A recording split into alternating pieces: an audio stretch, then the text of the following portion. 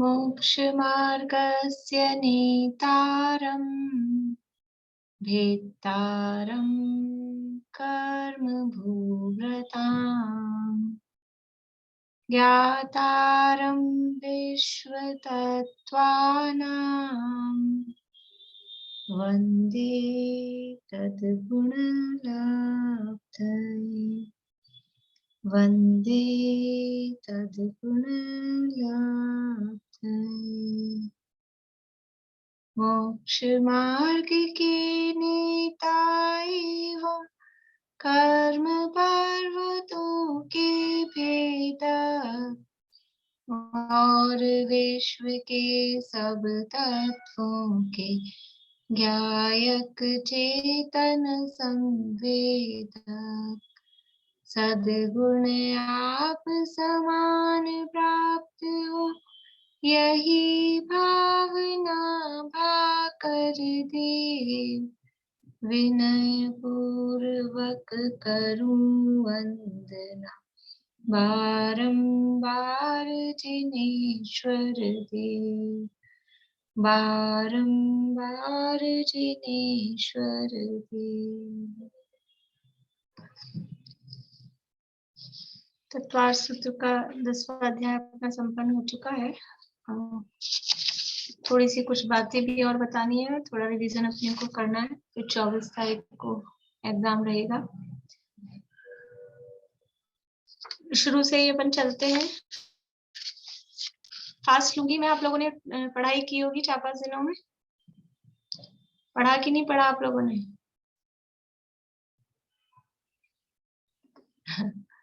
इसको पढ़ना है अपने आप। अपने पास, मेरे पास अभी समय नहीं है, बस आज ही क्लास ले सकूंगी मैं, फिर कल परसों भी फिर समय नहीं है, इसलिए मैंने अभी सोचा कि थोड़ा रिवीजन कर लें, फिर आप लोगों को खुद को करना है इसको। वही तरीका है, बुक का पूरा कम से कम 4-5 बार पढ़ना है, जिससे थोड़ा दिमाग में वो याद हो जाए। देखिए शुरू करते हैं अपन। पहला सूत्र है मोह शयाच ज्ञान दर्शना वर्णांतराय शयाच केवलम।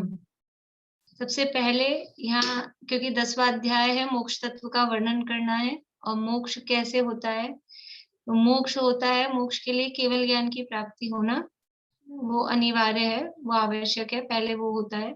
तो केवल ज्ञान किस प्रकार होता है, कैसे होता है, वो पहले सूत्र में बताया है कि मोह क्षयात, मोह का क्षय होने पर, और फिर ज्ञान आवरण दर्शनावरण और अंतराय का क्षय होने पर केवल ज्ञान प्रकट होता है।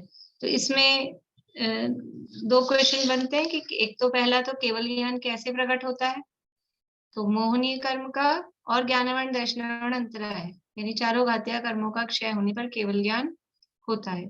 और दूसरा प्रश्न ये बनता है कि मोहशयात और ज्ञानावरण दर्शनावरण अंतराय, मतलब मोह को अलग और 3 कर्मों को अलग, ऐसे 2 ग्रुप क्यों बनाए, एक साथ क्यों नहीं कहा कि 4 घातीय कर्मों का नाश होने पर केवल ज्ञान होता है? क्या कारण है इसका? मोहशयात अलग से कहा और फिर 3 कर्म अलग से कहे, क्या कारण है? बोलिए चित्रा आंटी। पहले वीत रात्र प्रकट होती है मोहनी कर्म के अभाव होने से, फिर उसके अंतर्मुहूर्त बाद, मतलब 12वें गुण स्थान के लास्ट में ये तीनों कर्म नष्ट होते हैं, ज्ञानावरण दर्शनावरण अंतराय, वो सर्वज्ञता प्रकट होती है। फिर बढ़िया, यानी पहले मोहनीय कर्म का नाश होता है 10वें गुण स्थान के अंत में, और उसके बाद में 3 घातीय कर्मों का नाश होता है, यानी चारों घातीय कर्मों का नाश एक साथ नहीं होता है। इसलिए ये 2 बार में 2 ग्रुप बना के लिखा कि मोहनी मोहशयात और फिर ज्ञान दर्शना वर्णांतराय शयात। ठीक है, इसमें मेन मतलब मैं मेन बात ही बताऊंगी, क्योंकि इसमें बाकी आपको पढ़ना पूरा है बुक को। मोक्ष का स्वरूप और हेतु। दूसरा सूत्र है बंध हेतु भाव निर्जराभ्याम कृष्ण कर्म विप्र मोक्षो मोक्ष। कि मोक्ष अब कैसे होता है, तो केवल ज्ञान की प्राप्ति मोक्ष के लिए अनिवार्य है, इसलिए केवल ज्ञान का स्वरूप बताया। फिर वो मोक्ष कैसे होता है, तो उसका यहाँ बताया कि बंध हेतु अभाव, बंध के हेतुओं का अभाव होने से, और निर्जराभ्याम यानी निर्जरा के माध्यम से, निर्जरा होने से, बंध के हेतुओं के अभाव के द्वारा और निर्जरा के द्वारा कृत्स्न कर्म संपूर्ण कर्मों का विप्र मोक्षो विशेष रूप से आत्मा से अलग हो जाना, छूट जाना, उसका नाम मोक्ष है। बंध के जो हेतु हैं, बंध के हेतु क्या हैं? बंध के हेतु कौन कौन से हैं? बोलो पारुल। बंध के 5 हेतु हैं: मिथ्यात, अवृत्ति, प्रमाद, कषाय, योग। मिथ्यात, अवृत्ति, प्रमाद, कषाय और योग, ये बंध के 5 हेतु हैं, इनका अभाव हो गया। और निर्जरा हुई तो उसके कारण संपूर्ण कर्म, क्योंकि नए बंध नहीं रहे हैं, बंध हेतु भाव मतलब संवर हो गया। और निर्जराभ्याम, तो निर्जरा हो गई, नए कर्म आ नहीं रहे हैं, बंध नहीं रहे हैं, पुराने कर्म जड़ रहे हैं, तो संपूर्ण कर्म आत्मा से अलग हो गए, उसका नाम मोक्ष है। और मोक्ष में क्या होता है, और मोक्ष किस प्रकार से होता है, तो उसके लिए बताया औपशमिक आदि भव्यत्वा नाम च, यानी ऊपर जो है, ऊपर अभाव की बात चल रही थी ऊपर वाले सूत्र में। बंध हेतु अभाव, बंध के हेतुओं का अभाव हुआ और निर्जरा हुई, तो अभाव की बात थी ना, उसके साथ में ही यहाँ पे जोड़ा कि और किस चीज का अभाव होता है, तो कहा औपशमिक आदि भव्यत्वा नाम च। औपशमिक आदि जो भाव है, 4 भाव औपशमिक आदि, और 4 नहीं, औपशमिक आदि 3 भाव और भव्यत्व पारिणामिक भाव, ऐसे इन भावों का भी वहां पर अभाव हो जाता है। औपशमिक आदि 3 भाव कौन से हैं जिनका अभाव हो जाता है मोक्ष दशा में? औपशमिक आदि 3 भाव कौन से हैं? औपसमिक, क्षायवसमिक और वो औदिक भाव। बढ़िया, औपशमिक, क्षैपशमिक और औदिक, ये 3 भाव हैं, इनका अभाव हो जाता है। और पारिणामिक भाव में से भव्यत्व, भव्यत्व पारिणामिक भाव का भी अभाव हो जाता है। अभव्यत्व पारिणामिक भाव का अभाव क्यों नहीं होता है मोक्ष होने पर? बोलिए सरोज भाभी। क्योंकि हाँ, क्योंकि उनको मोक्ष की प्राप्ति नहीं होती है, अभव्यत्य जीवों मोक्ष की को। प्राप्ति नहीं होती, तो अभव्य जीवों सिद्ध को। बनने पर तो उसका अभाव हो जाता ना, सिद्ध बनने पर अभव्य भाव का अभाव हो जाना चाहिए था। तो वो अब मतलब ऐसा उनमें योग्यता ही नहीं होती है वो कर सके कि। ठीक है, आप बोल नहीं पा रहे, आपको भाव तो समझ में आ गया, बोलिए सुमन जी, सही बता दीजिए। हाँ, अभव्यत्व भाव भव्य पुरुषों को, भव्य जीवों को होता ही नहीं है। हाँ, तो हाँ, तो वो उसका बढ़िया। अब जो है ही नहीं, उसका अभाव कैसे? हाँ, क्योंकि उनके पहले से वो है ही नहीं, जब है ही नहीं तो अभाव क्या करेंगे, क्योंकि वो तो भव्य थे ना, तब तो मोक्ष चले गए, भव्य थे तब तो मोक्ष चले गए। अब उस भव्यत्व भाव, भव्य भाव का जो काम था कि मोक्ष में पहुंचाना, मोक्ष में पहुंचा दिया, मोक्ष में पहुंच गए, काम खत्म, इसलिए उस भव्यत्व भाव का भी अभाव वहां पर हो जाता है। बंध के कारणों का अभाव होने से और निर्जरा से, संपूर्ण कर्मों से मुक्त हो जाने पर, और औपशमिक आदि, औपशमिक, शैक्षमिक और औदैहिक और भव्यत्व भाव के अभाव पूर्वक मोक्ष होता है। ये इस सबका सार है। अब भाव मुक्ति, ये भाव मुक्ति में यहाँ पर बताया औपशमिक भाव, शैक्षमिक भाव और औदैहिक भाव। यदि भाव मुक्ति पूछा जाए तो यहाँ भाव मोक्ष से क्या मतलब है, भाव मुक्ति का क्या मतलब है? भाव मुक्ति का मतलब है कि सिद्धों के औपशमिक भाव, शैक्षमिक भाव, औदैहिक भाव और भव्यत्व पारिणामिक भाव का भी अभाव होता है। ठीक है, फिर सिद्धों में कोई भाव बचते हैं कि नहीं बचते हैं? सारे ही अभाव अभाव हो जाते हैं, तो सिद्ध खाली हो जाते हैं क्या? कुछ भाव उनमें रहता है कि नहीं रहता है? तो वो यहाँ पर बता रहे हैं, 4 नंबर का सूत्र है, अन्यत्र केवल सम्यक्त्व ज्ञान दर्शन सिद्धत्वेभ्य, यानी पीछे वाले सूत्र से कनेक्टेड, सूत्र आपस में कनेक्टेड होते ही हैं। तो पीछे कहा था कि औपशमिक आदि भव्यत्वा नाम च, और कंटिन्यूशन में कहा अन्यत्र केवल सम्यक्त्व ज्ञान दर्शन सिद्धत्वेभ्य। अन्यत्व का मतलब है इसको छोड़कर, किनको छोड़कर?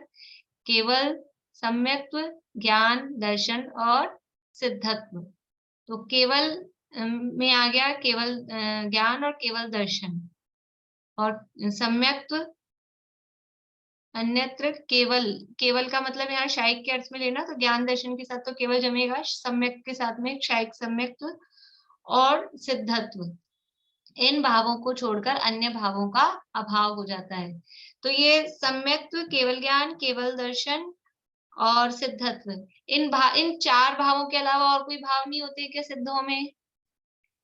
ये जो 4 नाम यहाँ गिनाए, सम्यक्त्व, ज्ञान, दर्शन और सिद्धत्व, इनके अलावा क्या कोई भाव नहीं होते हैं सिद्धों में? बोलिए आभा जी।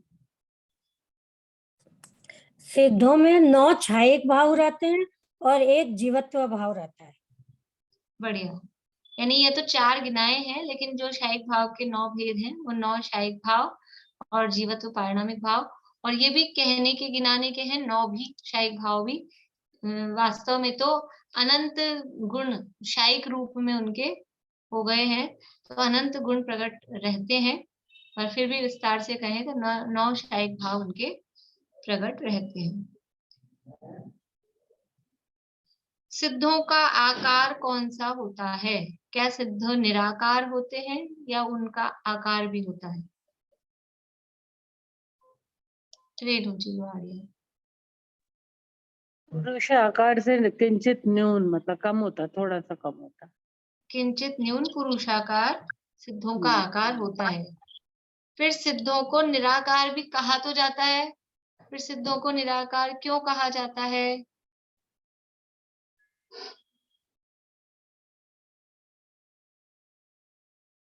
आशा आंटी। क्योंकि नाम कर्म का वहां हो जाता है, तो इसलिए उनके शरीर में जो आकार बनने वाला जो कर्म था वो खत्म हो जाता है, तो जो किंचित लास्ट चरम शरीर आकार है वो रह जाता है। चरम शरीर के बाद जो आकार है बढ़िया। किंचित क्योंकि न्यून पुरुषाकार। वो सिद्धों को निराकार क्यों कहा जाता है, इसका जवाब नहीं आया। ये तो दूसरे प्रश्न का जवाब आ गया है ना, इसका प्रश्न अलग है। सिद्धों को निराकार क्यों कहा जाता है वो बताना है। बोलो पार्वती। भाभी, सिद्ध भगवानों के नाम कर्म जनित आकार अब नहीं रहा है, मतलब पौद्गलिक आकार नहीं रहा है, इसलिए उनको निराकार। पौद्गलिक आकार उनके नहीं रहे, नाम कर्म से जो आकार बनता था वो आकार उनके नहीं रहे, लेकिन जो प्रदेशत्व गुण का आकार है वो आकार तो उनके है ही।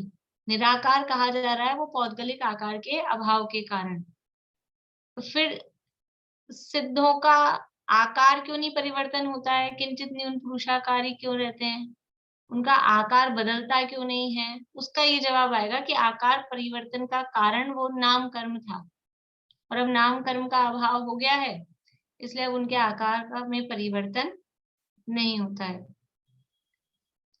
सिद्ध जीव जो जीव का असली आकार है, निश्चय ऐसे जीव का आकार क्या है? निश्चय ऐसे जीव का आकार क्या है? दीपिका जी।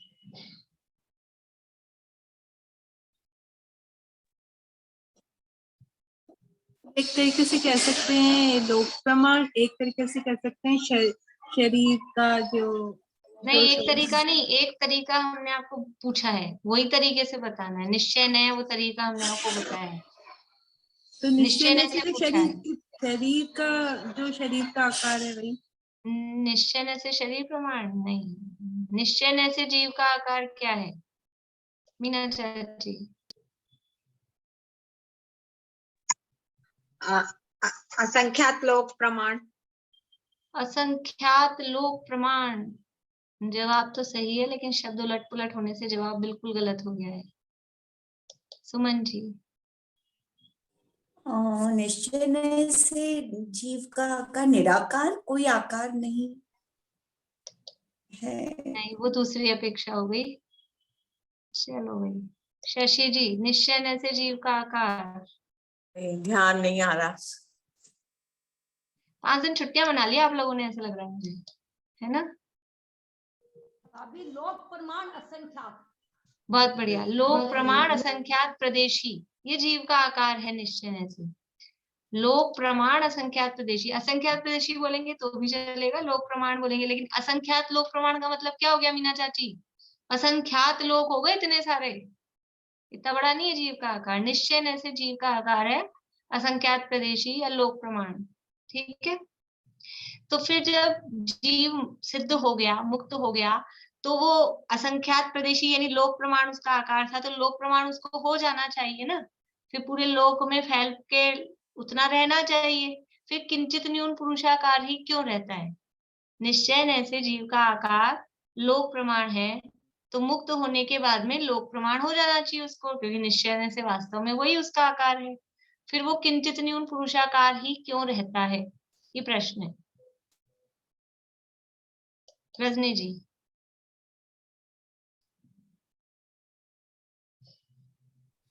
मैंने क्लासेस भी नहीं अटेंड की और पढ़ भी नहीं पाई।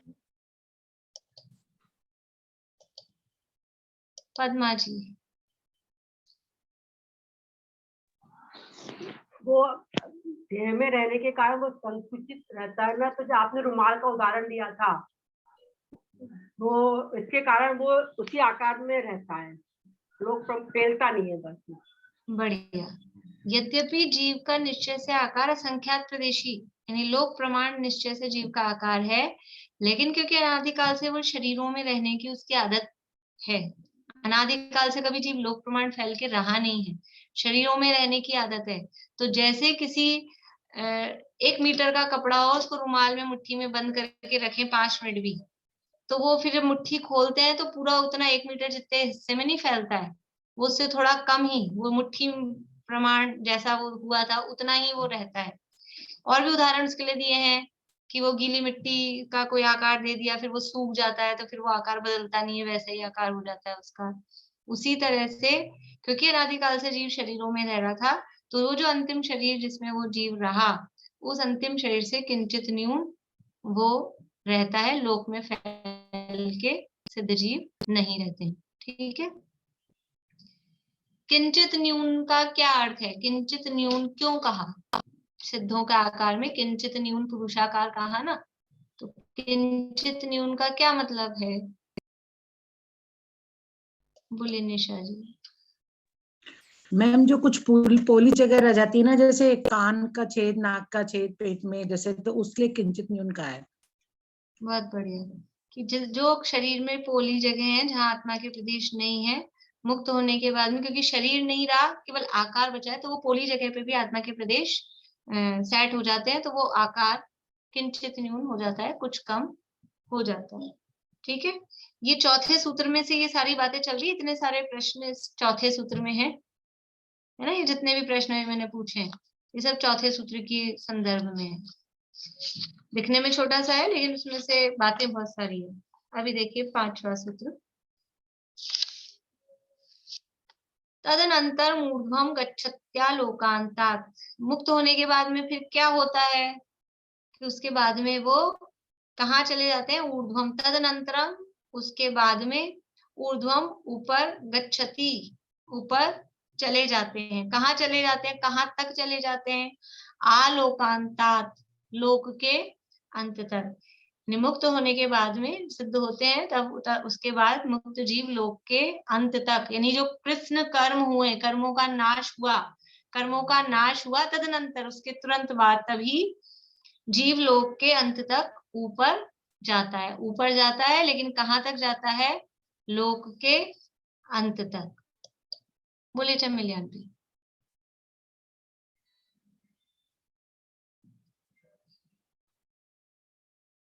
आवाज तो बंद ही है आपकी, आप बोले जा रहे हैं। अपन ने यहाँ पे बोला गच्छत्या लोकांतात, तो ये अलोकांतात मतलब अलोकाकाश में भी फैलेंगे, ये हो गया। अलोकांतात नहीं है, आलोकांतात है, मैंने उसमें ठीक भी कराया था जब पढ़ाया था, आलोकांतात। और आप लोगों को छुट्टियां दी थी तो फिर आप लोगों को कहा था जो छूट गई हो वो पढ़ लें, नहीं छूटी हो तो भी दोबारा पढ़ें, है ना। और ये पूरी क्लास सुनेंगे तो ये सब बातें समझ में आएंगी। अब आप ये एक्सक्यूज देंगे हमारी क्लास भी छूट गई थी, हमने पढ़ाई भी नहीं की, तो फिर मैं क्या कर सकती हूँ, उसमें आप लोग बता दीजिए मैं क्या करूँ। ठीक है ना।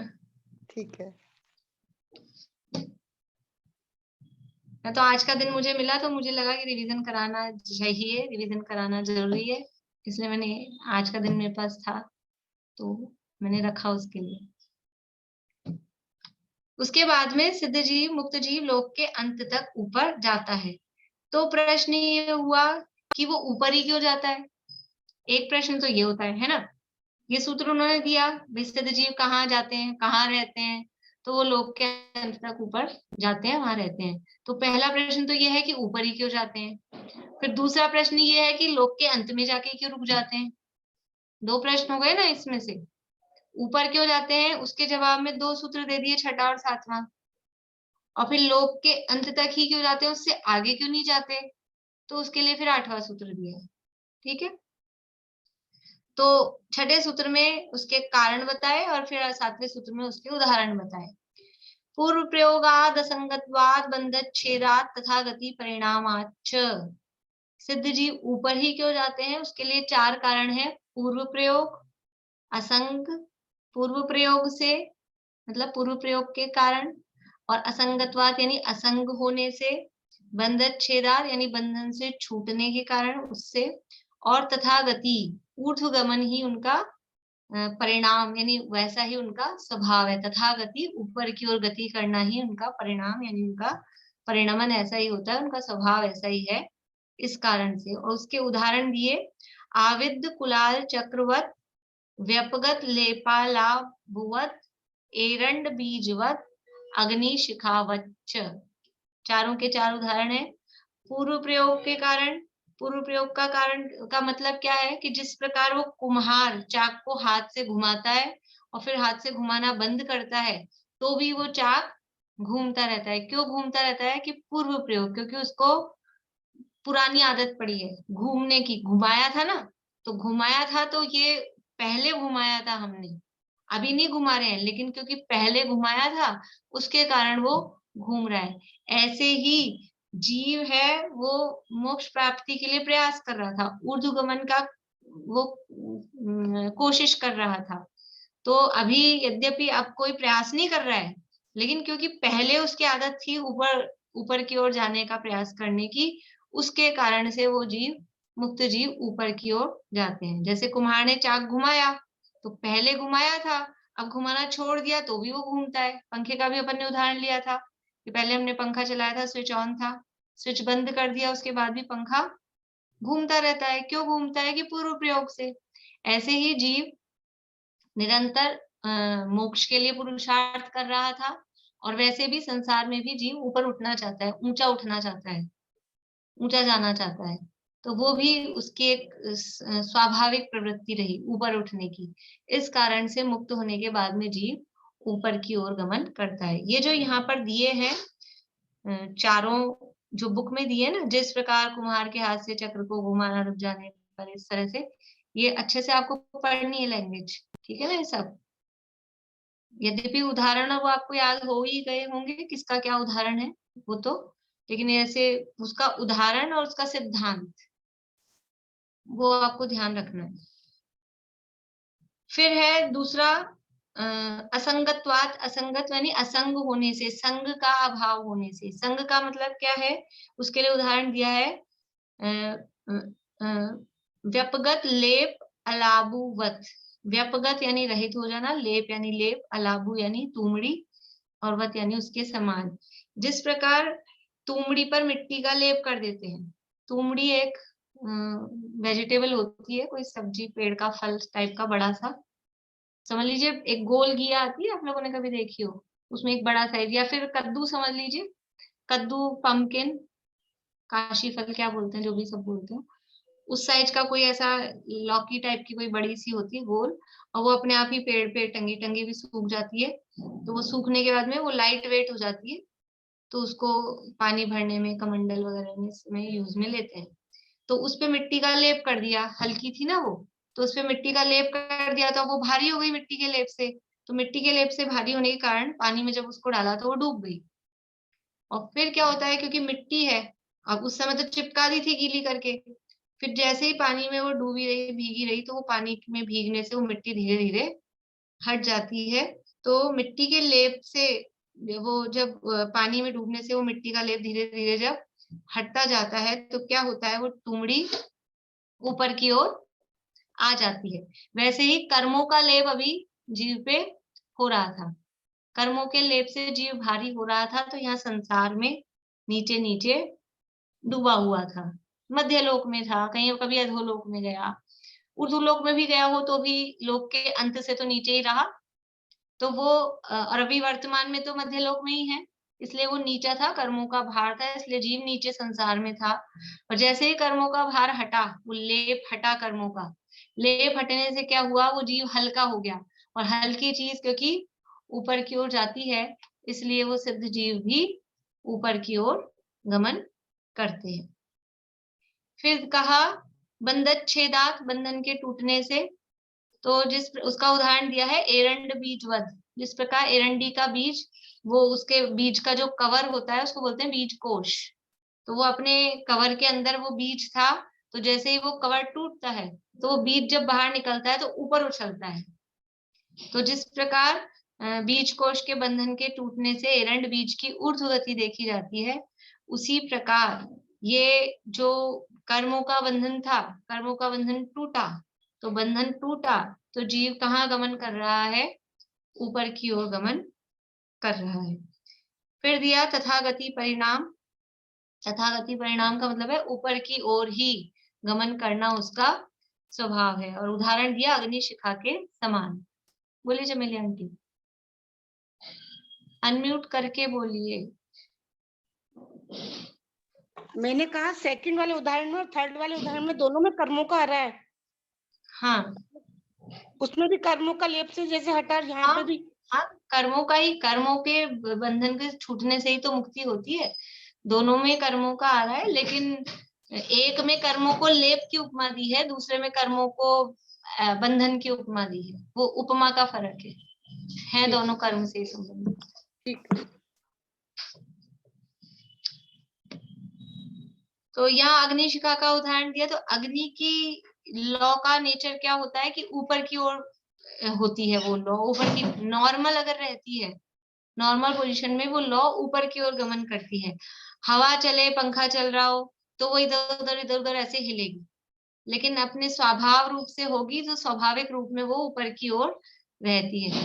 वैसे ही कर्मों का, क्योंकि कर्मों की हवा चल रही थी, इसलिए जीव इधर उधर तिर्यक लोक में, मध्य लोक में, अधोलोक में इधर उधर गमनागमन कर रहा था।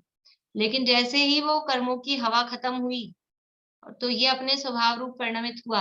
अपने स्वभाव रूप परिणमित होते ही वो, क्योंकि स्वभाव क्या है, तथागति, ऊपर की ओर गमन करना जीव का स्वभाव है, इसलिए वो मुक्त जीव फिर ऊपर की ओर जाते हैं। तो ये 4 कारण और उसके लिए 4 उदाहरण यहाँ पर दिए हैं।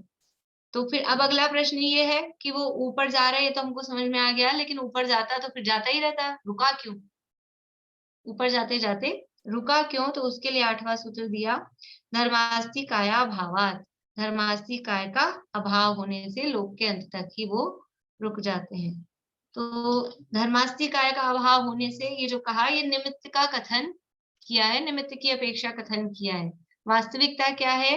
तो यहाँ दिया है, सिद्ध जीव अपनी उपादानगत योग्यता और धर्मास्ति काय रूप निमित्त के अभाव से अलोकाकाश में नहीं जाते। वास्तविक कारण तो क्या है? उनकी उपादान में योग्यता ही ऐसी है कि वो वहीं तक जाएं।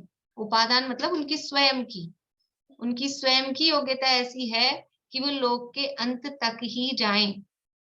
और बाहर से देखते हैं निमित्त की तरह से कि आगे धर्मास्तिकाय नहीं है, अलोकाकाश में धर्मास्तिकाय नहीं है, और गमन में निमित्त धर्म द्रव्य होता है, धर्मास्तिकाय होता है, इसलिए मुक्त जीव लोक के अंत तक ही रुक जाते हैं। ठीक है।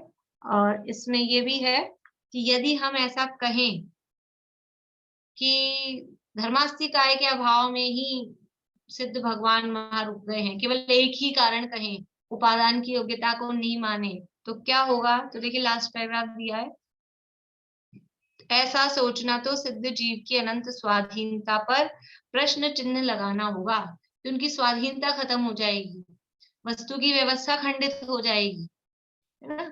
निमित्त ही मुख्य हो जाएगा, निमित्त ही सारे कार्य का कर्ता हो जाएगा, फिर तो निमित्तों से ही काम होता है, ऐसा सिद्ध हो जाएगा। इसलिए ये जो कहा है धर्मास्तिकाय अभावात, वो निमित्त का ज्ञान कराया है, वास्तव में तो उनके उपादान में योग्यता ऐसी होती है। अब है 9वां सूत्र, सिद्धों में परस्पर अंतर। यद्यपि सिद्धों में अंतर नहीं होता है, कुछ भी अंतर नहीं होता है, सब सिद्ध समान ही है, क्योंकि सभी सिद्ध का मतलब क्या है? आत्मा की शुद्ध अवस्था, उसका नाम है सिद्ध दशा। सिद्ध दशा है वो आत्मा की अवस्था है, और आत्मा की शुद्ध अवस्था का नाम सिद्ध दशा है। इसलिए उस शुद्ध अवस्था में तो कोई अंतर है नहीं, लेकिन फिर भी अब अंतर ही नहीं हो तो फिर कैसे कहें, कुछ उनके बारे में बात कैसे करें? तो इसलिए किसी अपेक्षा से उनमें अंतर किए हैं। किस अपेक्षा से अंतर किए हैं? तो दो नए से हम उनको यहाँ पर देख रहे हैं। सूत्र पढ़ लेते हैं पहले। क्षेत्र, काल, गति, लिंग, तीर्थ, चारित्र, प्रत्येक, बुद्ध बोधित, ज्ञानावगाहनांतर, संख्याल्प, बहुत्वतः साध्या। ये 12 बिंदुओं के आधार पे, जिसे 12 अनुयोग कहा है, उस आधार पे यहाँ सिद्धों में अंतर बताए हैं। लेकिन ये 12 आधार पर भी दो नयों से, दो तरीके से अंतर उसमें देख रहे हैं। एक प्रत्युत्पन्न नय और दूसरा भूत प्रज्ञापन नय। ठीक है ना? प्रत्युत्पन्न नय और भूत प्रज्ञापन नय। तो प्रत्युत्पन्न नय में तो अधिकतर कोई अंतर है नहीं, वो भी सब समान ही है। जो अंतर दिखाई दे रहे हैं वो मुख्य रूप से भूत प्रज्ञापन नय से ही दिखाई दे रहे हैं। प्रत्युत्पन्न नय किसे कहते हैं? प्रत्युत्पन्न नय किसे कहते हैं? बोलिए रजनी जी।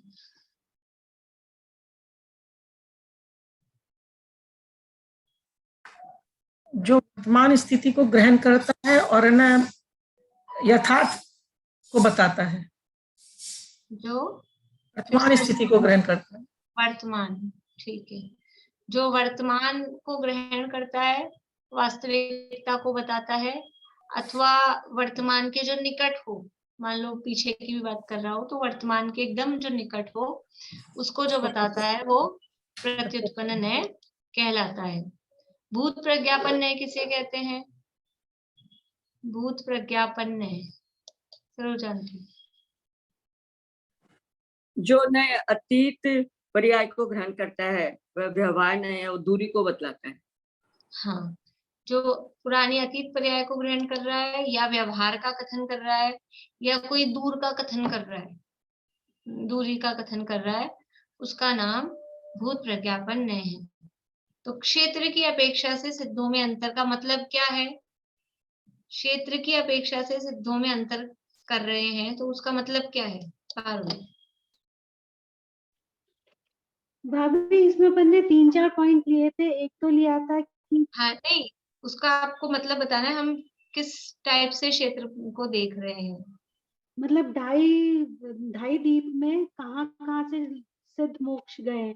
हाँ, क्षेत्र की अपेक्षा का मतलब है कि जीव कहाँ से मोक्ष गया है वो चीज हम देख रहे हैं। क्षेत्र की अपेक्षा सिद्धों में अंतर का मतलब कि वो जो जीव मुक्त हुआ है, वो जो सिद्ध बने हैं, वो किस जगह से, तो वो क्षेत्र उसके अलग अलग अपेक्षा अपन ने देखी है कि ढाई द्वीप के आधार पे, तो द्वीप और समुद्र के आधार पे, जल थल नभ के आधार पे, ऊर्ध्व अधो मध्य इनके आधार पे, है ना? ऐसे अलग अलग तरह से अपन ने अंतर देखे, कर्म भूमि से कि भोग भूमि से, कर्म भूमि के बाहर से, ये अलग अलग आधार पे, ये सब है क्षेत्र। तो ये क्षेत्र की अपेक्षा से अंतर कहे जाते हैं।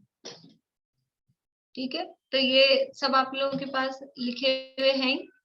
इसमें अपन ने 3-4 बिंदु देखे थे, बताएंगे हम लोग?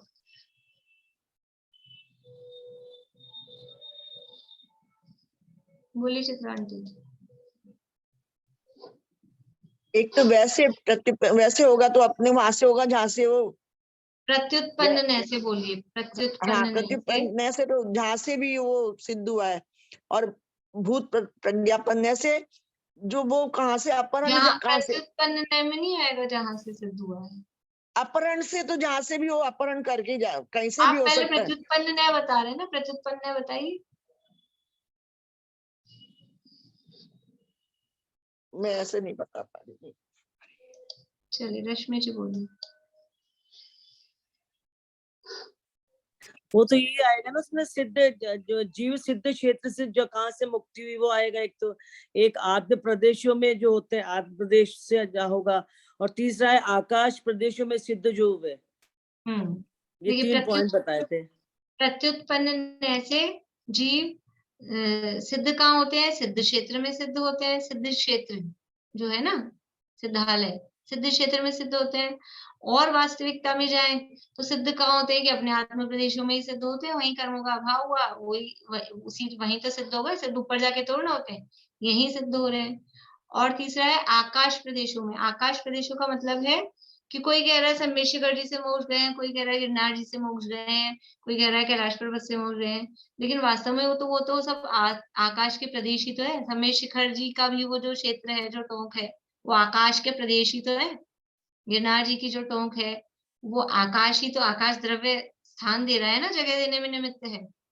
तो निश्चय से देखेंगे, मतलब निमित्त में भी अपन निकट में जाएंगे तो आकाश प्रदेशों में सिद्ध होता है। ठीक है, तो इसलिए 3 को हमने प्रत्युत्पन्न में लिया है।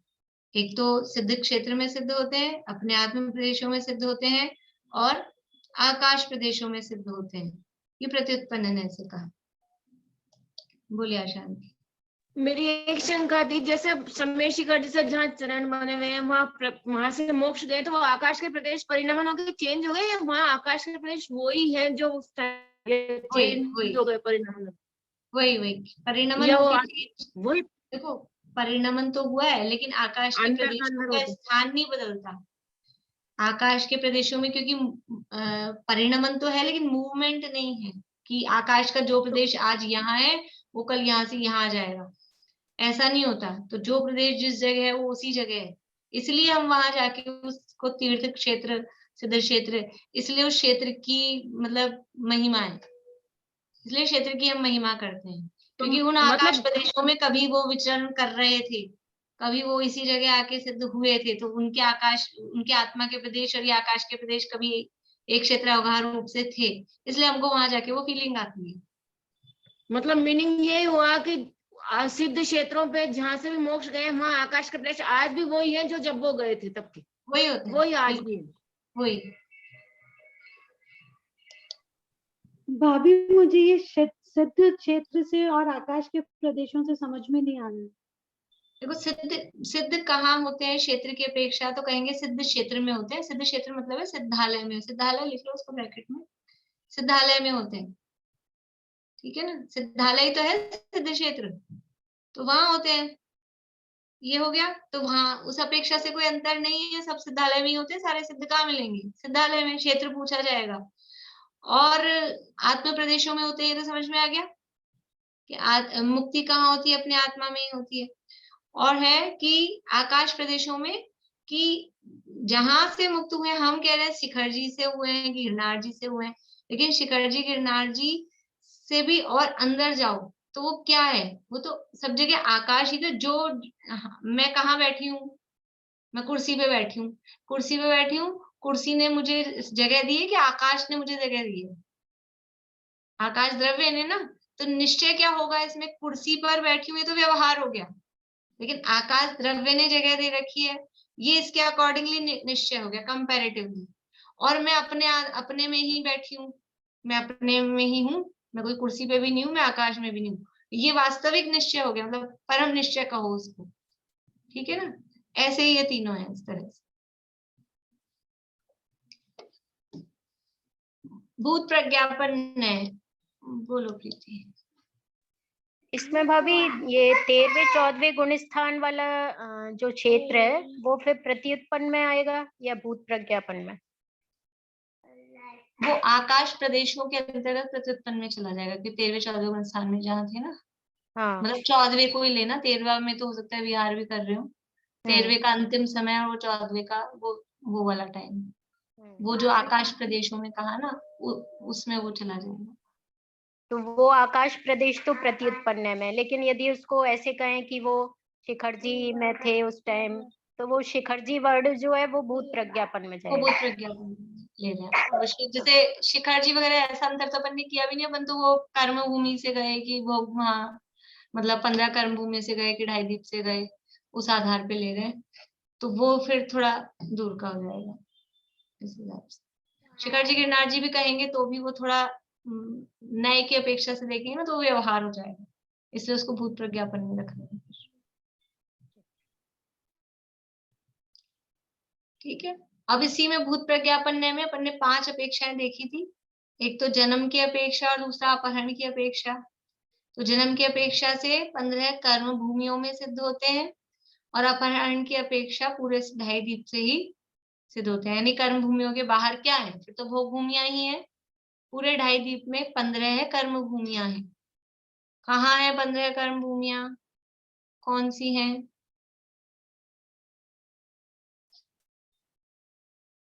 बोलिए रश्मि जी। ये होगी 5 भरत, 5 एरावत और 5 विदेश क्षेत्र की। 5 मेरु 15 कर्म संबंधी, भूमि। 5 भरत क्षेत्र, 5 एरावत क्षेत्र और 5 विदेश क्षेत्र। इस तरह से 15 कर्म भूमियां हैं। इसके अलावा जो भी क्षेत्र हैं पूरे 2.5 द्वीप में, वो सब भोग भूमियों रूप है। इसलिए जन्म लेने की अपेक्षा 15 कर्म भूमियों से सिद्ध होते हैं और अपहरण की अपेक्षा पूरे 2.5 द्वीप से होते हैं। दूसरा पॉइंट लिया हमने, जमीन से ऊपर से सिद्ध हो रहे हैं। देखो पहाड़ पे से भी हो रहे हैं ना, तो पहाड़ पे टच होके बैठे हैं जमीन पे, तो वो जमीन ही कहलाएगी। और अधर में से हो रहे हैं तो उसको हम ऊर्ध्वलोक कहते हैं। यहाँ जो अपन ने अपेक्षा की, तो जमीन के नीचे से, अंदर से, अंडरग्राउंड से मोक्ष गए हैं, जमीन से मोक्ष गए हैं, या जमीन के ऊपर से मोक्ष गए हैं, तो उसको ऊर्ध्वलोक कहा। तो अधोलोक से गए, मध्य तिर्यक लोक से गए या ऊर्ध्वलोक से गए। इस तरह से ये 3 अंतर की। इसके अलावा जल से गए, समुद्रों से, नदियों से, कहीं से जल से गए, थल से गए या नभ से गए। ठीक है। फिर चौथा अंतर लिया, समुद्र से सिद्ध हुए कि द्वीप से सिद्ध हुए। तो लवण समुद्र और कालोदरी समुद्र, ये 2 समुद्र हैं। इन समुद्रों में से मोक्ष गए या फिर जम्बूद्वीप, धातकी खंड, आधा पुष्कर द्वीप, इन द्वीपों में से सिद्ध हुए। और इसके बाद में क्षेत्रों की अपेक्षा से अंतर लेंगे, तो भरत क्षेत्र से गए कि एरावत क्षेत्र से गए कि विदेह क्षेत्र से गए, इस आधार पे भी इसमें अंतर, ये क्षेत्र के आधार पर अंतर किए गए। ठीक है। फिर है काल की अपेक्षा। अब मैं आप लोगों से एक एक से पूछूंगी ना, आप लोग फटाफट जवाब दें, तब तो मैं पूछती जाऊंगी। तो फिर मैंने इसलिए 8 सूत्र तो बहुत फास्ट लिए हैं कि इस 9वें सूत्र में थोड़ा टाइम लगेगा अपने को। मुझे और भी कुछ बताना है जो रह गया था उस दिन, समय उस दिन भी अपना हो गया था। इसके अलावा भी सिद्धों के, मैं पहले वो बता लेती हूँ, ये अपन कर लेंगे। फिर सिद्धों के 8 कर्मों का अभाव हुआ तो 8 गुण प्रकट होते हैं 8 कर्मों के अभाव में। पहले यद्यपिवन पढ़ चुके हैं, बालबोध पढ़ी थी अपन ने, तब भी सिद्धों के स्वरूप में। लेकिन फिर भी यहाँ क्योंकि सिद्धों का प्रकरण है, यद्यपि सूत्रों में नहीं दिया है, लेकिन वो अपने को आना चाहिए। तो जल्दी जल्दी आप लोग बता दीजिए जिनको आता है, बाकी लोग जिनको नहीं आता है वो लिख लेंगे। ज्ञानावरण के अभाव में, बोलिए अनिता आंटी। ज्ञानावरण के अभाव में अनंत ज्ञान,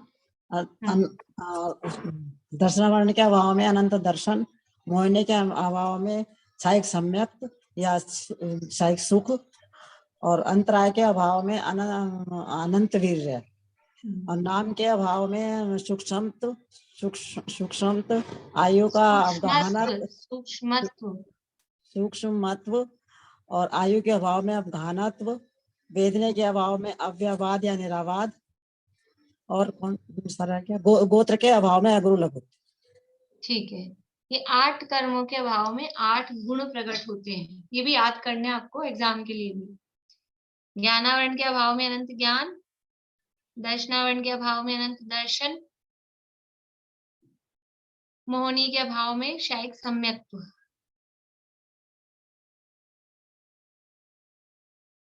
अंतराय के अभाव में अनंत वीर्य, वेदनीय के अभाव में अव्याबाधत्व,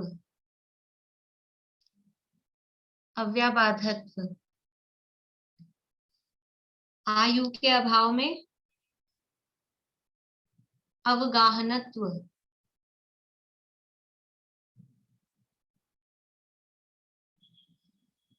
नाम कर्म के अभाव में सूक्ष्मत्व,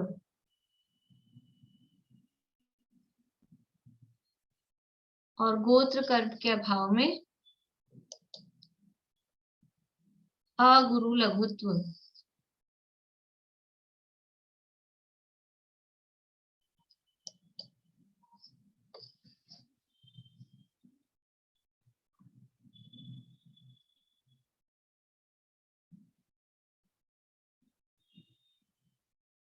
ठीक है, ये तो इसमें है ही। और सिद्धशिला और सिद्धलोक का वो वर्णन अपन ने देख लिया था। एक प्रश्न है, वो लास्ट में अपन थोड़ी चर्चा करेंगे कि सिद्धों को जानने का क्या प्रयोजन है, सिद्धों के स्वरूप को जान क्यों आवश्यक है, क्यों जाना हमने सिद्धों का, तो सिद्धों के स्वरूप को जानने का क्या प्रयोजन है, वो और अपन अभी देखेंगे। हाँ, काल की अपेक्षा से प्रत्युत्पन्न न से तो एक समय में ही सिद्ध होते। कितना टाइम लगा मोक्ष जाने में? काल की अपेक्षा का मतलब क्या है? एक तो किस टाइम पे मोक्ष गए, वो भी काल है, और मोक्ष जाने में कितना टाइम लगा। अगर एक समय में ही सिद्ध होते हैं, कितने समय में मोक्ष गए? ऐसे होता है ना, ऐसे कि किसी ने तो सीए 6 साल में क्लियर किया, किसी ने 2 साल में किया, किसी ने 5 साल में किया। तो ऐसे कितना टाइम लगता है कि वास्तव में तो वो तो अब आप करते रहो, लंबा समय लगाते रहो, प्रयास कब से करें, लेकिन एंड में देखा जाए तो वो जैसे कोई 6 साल से लग रहा है, किसी को 6 भाव लग गए मोक्ष जाने में, किसी को 10 भाव लग गए। ऐसे भाव लगते हैं कि मोक्ष जाने का जो असली पुरुषार्थ है शपक्षेणी वाला, वो तो जब होता है एक समय में सिद्ध होते हैं, फिर कोई टाइम थोड़ा ना लगता है। तो प्रत्युत्पन्न न्याय से तो एक समय में सिद्ध होते हैं, लेकिन भूत प्रज्ञापन न्याय से देखेंगे तो यहाँ फिर वो अपेक्षा ली है, किस काल में आप मोक्ष गए हैं, अवसर्पणी में गए हैं कि उत्सर्पणी में गए हैं, कि न अवसर्पणी न उत्सर्पणी, किस काल में मोक्ष गए हैं, वो उस अपेक्षा में यहाँ देखा है। और दूसरा अंतर्मूर्त में गए हैं कि संख्यात वर्षों में गए हैं, काल की अपेक्षा जो अपन देखते थे ना, तो कोई जीव अंतर्मूर्त में मोक्ष गया है कि संख्यात वर्ष लग गए उसको मोक्ष जाने में, बहुत दिनों से प्रयास कर रहे थे, मुनि बने, बहुत दिनों तक तपस्या की, ठीक है। और पहले दूसरे तीसरे काल आदि में कालों में गए हैं, इस अपेक्षा से 3 प्रकार से अपन ने अंतर यहाँ पर देखे। गति की अपेक्षा सिद्ध जीव कौन सी गति में होते हैं? तो प्रत्युत्पन्न न से तो सिद्ध गति में ही सिद्ध होते हैं। और फिर पीछे जाए तो भी कौन सी गति से सिद्ध होते हैं? तो मनुष्य गति से ही सिद्ध होते हैं, इसमें भी अंतर नहीं है। तो हमको और पीछे जाना पड़ेगा अंतर देखने के लिए कि किस गति से आए हैं मनुष्य गति में और फिर सिद्ध हुए हैं, किस गति से मनुष्य में आए फिर सिद्ध हुए, ये देखना है। तो उसके लिए कौन कौन सी गतियों से आगे सिद्ध हो सकते हैं? कांता आंटी, कौन कौन सी गतियों से आगे सिद्ध हो सकते हैं? नरक, तिर्यंच, मनुष्य और देवगति, चारों गतियों से आगे सिद्ध हो सकते हैं। हाँ, बढ़िया, चारों गतियों से आके सिद्ध हो सकते हैं। तो किस गति से आके सिद्ध हुए हैं, इस अपेक्षा से उनमें अंतर देखा जाता है। लेकिन अगर तीर्थंकर हैं, तीर्थंकर बन के सिद्ध हुए हैं, तो क्या चारों गतियों से आ सकते हैं? तीर्थंकर बन के सिद्ध हुए हैं तो चारों गतियों से नहीं आ सकते, फिर कौन सी गति से आ सकते हैं? नरक गति से और देव गति से। नरक और देव से। तीर्थंकर बन के सिद्ध होना है तो नरक और देव से ही आके सिद्ध होंगे। लिंग की अपेक्षा, कौन कौन से लिंग से मुक्ति हो सकती है? इसमें अल्प बहुत भी करते जाएंगे अपन साथ में, तो जल्दी हो जाएगा अपना काम है। चलो पहले ऐसे कर लेते हैं, चलिए ठीक है। हाँ भाई, लिंग की अपेक्षा कौन कौन से लिंग से मुक्ति हो सकती है? लिंग कितने होते हैं और फिर किस किस लिंग से मुक्ति हो सकती है, इसमें प्रत्युत्पन्न की अपेक्षा तो वेद रहित ही है। और प्रत्युत्पन्न से तो देखा जाए तो वेद रहित अवस्था में, लिंग से रहित, लिंग का अर्थ करना है वेद, तो वेद रहित अवस्था में ही मुक्ति होती है, क्योंकि जिस समय मुक्ति जाते हैं उस समय कोई वेद नहीं होता है। और भूत प्रज्ञापन न्याय की अपेक्षा तीनों लिंग से मुक्ति होती है, और द्रव लिंग तो उसका मतलब पुलिंग ही होना चाहिए मनुष्य। बहुत बढ़िया। प्रत्युत्पन्न भूत प्रज्ञापन न्याय से देखेंगे तो तीनों भाव लिंगों से, स्त्री पुरुष नपुंसक, तीनों भाव लिंगों से मुक्ति होती है, लेकिन द्रव्य लिंग पुरुष का ही होना चाहिए। यदि कोई जीव तीर्थंकर बन के सिद्ध हो रहे हैं तो उनका लिंग कौन सा होगा, उनका वेद, भाव वेद कौन सा होगा? तीर्थंकर बन के सिद्ध होने वालों का, चमेली आंटी। कोई भी वेद नहीं होगा, कोई भी वेद नहीं होगा। द्रव्यलिंग तो होगा, लेकिन नहीं द्रव्यलिंग तो चलिए सुलोचना जी। पुल्लिंग लिंग होगा, पुल्लिंग, पुरुष लिंग, हाँ पुरुष लिंग। द्रव्य वेद की भाव वेद? द्रव्य वेद से। द्रव्य वेद तो सबका ही पुरुष होगा, स्त्रियों को तो मोक्ष होता ही नहीं है। भाव वेदी पुल्लिंगी होगा। पक्का? भाव वेदी पुल्लिंगी होगा। बढ़िया। जो जीव तीर्थंकर बन के सिद्ध हो रहे हैं, तो द्रव्य वेद तो सभी का पुरुष का ही होता है, उसमें तो कोई चक्कर ही नहीं है। लेकिन तीर्थंकर बन के सिद्ध बनने वालों का भाव वेद भी पुरुष का ही होगा, वो नपुंसक वेदी या स्त्री वेदी नहीं हो सकते, ये ध्यान रखना है, ठीक है ना। वैसे तीनों वेद वाले सिद्ध हो सकते हैं, तीनों भाव वेद वाले, लेकिन अगर तीर्थंकर बन के सिद्ध हो रहे हैं तो पुरुष वेद से ही मुक्ति होती है, ठीक है। अभी लिंग का दूसरा अर्थ, एक अर्थ तो लिंग का किया है हमने वेद, और एक लिंग का अर्थ दूसरा क्या है? लिंग का दूसरा अर्थ क्या है मीना चाची? ये निर्ग्रंथ मतलब लिंग से हो रहे हैं या सग्रंथ से हो रहे हैं? जैसे कि निर्ग्रंथ लिंग या सग्रंथ लिंग। हाँ। ये 13वें 14वें गुण स्थानवर्ती जो मुनिराज हैं वो तो प्रत्युत्पन्न नय में से आएंगे के अंतर्गत, और जो श्रावक हैं, उत्तम श्रावक, इलक क्षुल्लक, उत्तम ये श्रावक, श्राविका, आरिका, ये जो है वो सब भूत प्रज्ञापन से उनको मुक्ति मिलेगी,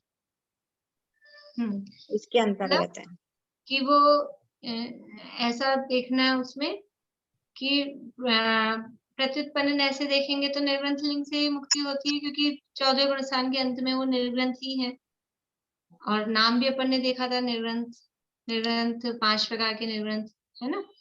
लेकिन भूत प्रज्ञापन ऐसे देखें तो जो अभी मुक्त हुए हैं उससे पहले क्या वो उन्होंने सग्रंथ लिंग भी धारण किया था? मतलब कोई एलक बने थे कि शुल्लक बने थे, ऐसा भी कोई लिंग उन्होंने धारण किया था? या परंपरा से देखा जाए पिछले भाव की अपेक्षा तो सग्रंथ लिंग से मुक्ति हुई कि निर्ग्रंथ लिंग से मुक्ति हुई? तो प्रत्युत्पन्न ऐसे तो निर्ग्रंथ लिंग से ही मुक्ति होती है, और भूत प्रज्ञापन ऐसे एलक शुल्लक आदि की अपेक्षा से सग्रंथ लिंग से भी मुक्ति होती है। ऐसा यहाँ पर ये लिंग की बात हुई। इसके बाद में है तीर्थ, तीर्थ की अपेक्षा से। बोलो भाभी, इसका मतलब यही होगा ना कि मिथ्या दृष्टि से सीधे मुनि दशा प्राप्त करी, या फिर चौथा गुण स्थान और 5वां गुण स्थान लेके मुनि दशा? सग्रंथ लिंग का मतलब 5वां गुण स्थान है, तो मतलब चौथा सग्रंथ लिंग, चौथे वाले का लिंग नहीं आता, लिंग के अंतर्गत 5वां गुण स्थान वाला ही आता है, क्योंकि लिंग मैंने उस समय भी बताया था, लिंग 3 ही माने गए हैं, एक मुनिराज का, एक एलक का और एक आरिका का, ये 3 ही लिंग माने गए हैं। तो चौथे गुण स्थान वाले को लिंग के अंतर्गत नहीं देते, वो मिथ्या दृष्टि, यानी पहले से 7वां प्राप्त किया कि चौथे से 7वां प्राप्त किया, ये एक ही कैटेगरी में है, और 5वें से 7वां प्राप्त किया या फिर मतलब पहला और चौथा एक वाले में हो गए, 5वें वाला अलग हो गया, इस तरह से।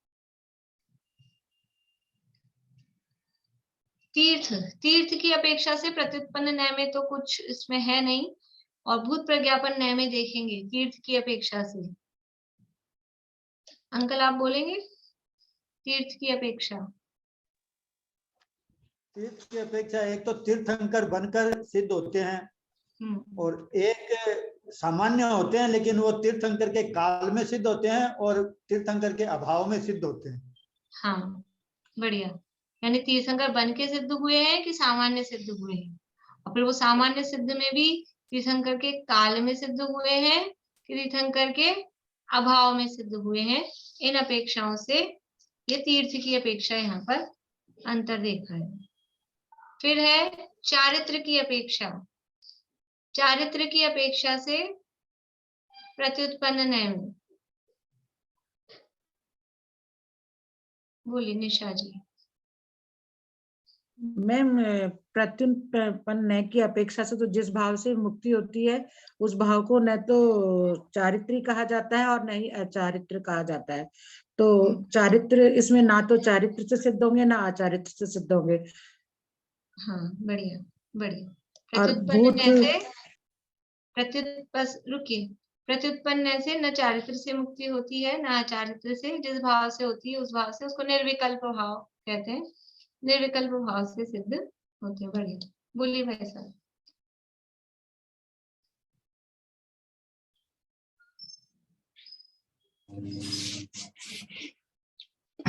नहीं, कोई प्रश्न नहीं था, वही हमारे समझ यथाख्यात चारित्र हम बोलना चाहते थे। हाँ, ये बता दीजिए आप, चारित्र का भूत प्रज्ञापन में। हाँ, भूत प्रज्ञापन से चारित्र की अपेक्षा क्या है? चारों चारित्र हैं। साक्षात मतलब यथाख्यात चारित्र से है, और बाकी तो जो है चारों चारित्र से जो है मोक्ष की प्राप्ति होती है। 4 से होती है या 5 से होती है? भूत प्रज्ञापन में 2 अपेक्षा देखेंगे, एक तो निकट की अपेक्षा देखेंगे। हाँ। तो यथाख्यात चारित्र से ही मुक्ति होती है। हाँ। और दूसरी अपेक्षा देखेंगे तो 4 चारित्र से मुक्ति हुई, 4 चारित्र धारण करके मोक्ष गए, या 5 प्रकार के चारित्र धारण करके मोक्ष गए। हाँ। ये अंतर उसमें देखा जाएगा। जी। प्रत्येक बुद्ध बोधित बुद्ध।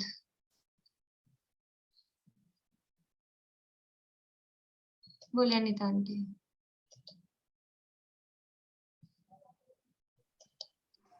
प्रत्येक में तो इसमें कुछ नहीं है, और भूत प्रत्यज्ञापन में स्वयं के ज्ञान से ज्ञान वैराग्य हुआ, या किसी के उपदेश से ज्ञान वैराग्य हुआ, उससे सिद्ध हुए।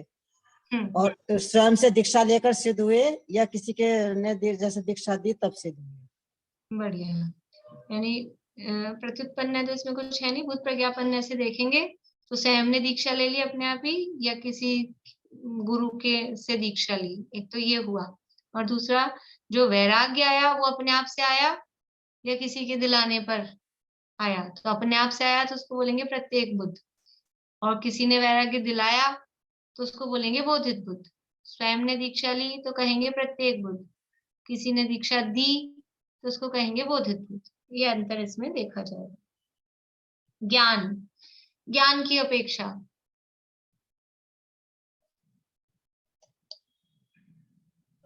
ये स्वयं की दीक्षा तो खाली तीर्थंकरी का ही रहता है ना? हाँ, ज्यादातर वो तीर्थंकर ही होते हैं स्वयं दीक्षित। पर जैसे अभी अपने ऐसा प्रसंग बना बीच में, जैसे कोई मुनि नहीं थे टोडरमल जी वगैरह के समय, 300 साल पहले लगभग, तो वो सबसे पहले शांति सागर जी महाराज। हाँ, तो उन्होंने खुद नहीं ली ना, कि कोई थे नहीं उस समय, तो वो फिर भगवान के सामने समझ लो जैसे भी, लेकिन खुद नहीं ली, तो उसको फिर स्वयं से कह देंगे। इस तरह से कहीं प्रसंग बन जाए, पर वो मुश्किल है। ज्यादातर वो तीर्थंकर ही होते हैं जो स्वयं से दीक्षा लेते हैं, पर फिर भी कोई कदाचित इस तरह का प्रसंग बने तो उसमें लिया जाएगा। बोलिए रश्मि जी, कुछ पूछ रहे आप? इसका बता रही थी ना आपने, बोला इसका ज्ञान का। अच्छा, 1 मिनट रुकिए। चित्रा आंटी, आप बताने के लिए हाथ खड़ा कर रहे हैं या पूछने के लिए? बताना है तो रुकिए, फिर रश्मि जी आप बता दीजिए। प्रत्युत्पन्न की वजह से तो केवल ज्ञान से मुक्ति होती है। और भूत प्रज्ञापन से मति ज्ञान, शुद्ध ज्ञान और अवधि ज्ञान, मतलब ये चारों 5 मन पर ज्ञान, ये सबसे होगी। वो तो है, तो उसमें वो बनाने ना आपको ग्रुप कि कैसे कैसे ज्ञानों के। हाँ, इसमें मति ज्ञान और शुद्ध ज्ञान, और फिर मति श्रुत अवधि, और फिर मति श्रुत अवधि और मन पर ज्ञान, ऐसे ये 3 अलग अलग 3 ही ग्रुप बनेंगे। मैंने तो 3 ही बनाए। चलिए, सुमन जी, आप बहुत देर से चुप हैं। नहीं, ये वाली चीज ना मुझे थोड़ी, मैं समझने की कोशिश कर रही हूँ। मैंने अभी ही सुना है ये वाला, तो थोड़ा क्लियर कोशिश कर रही हूँ क्लियर होने की। आभा जी नहीं?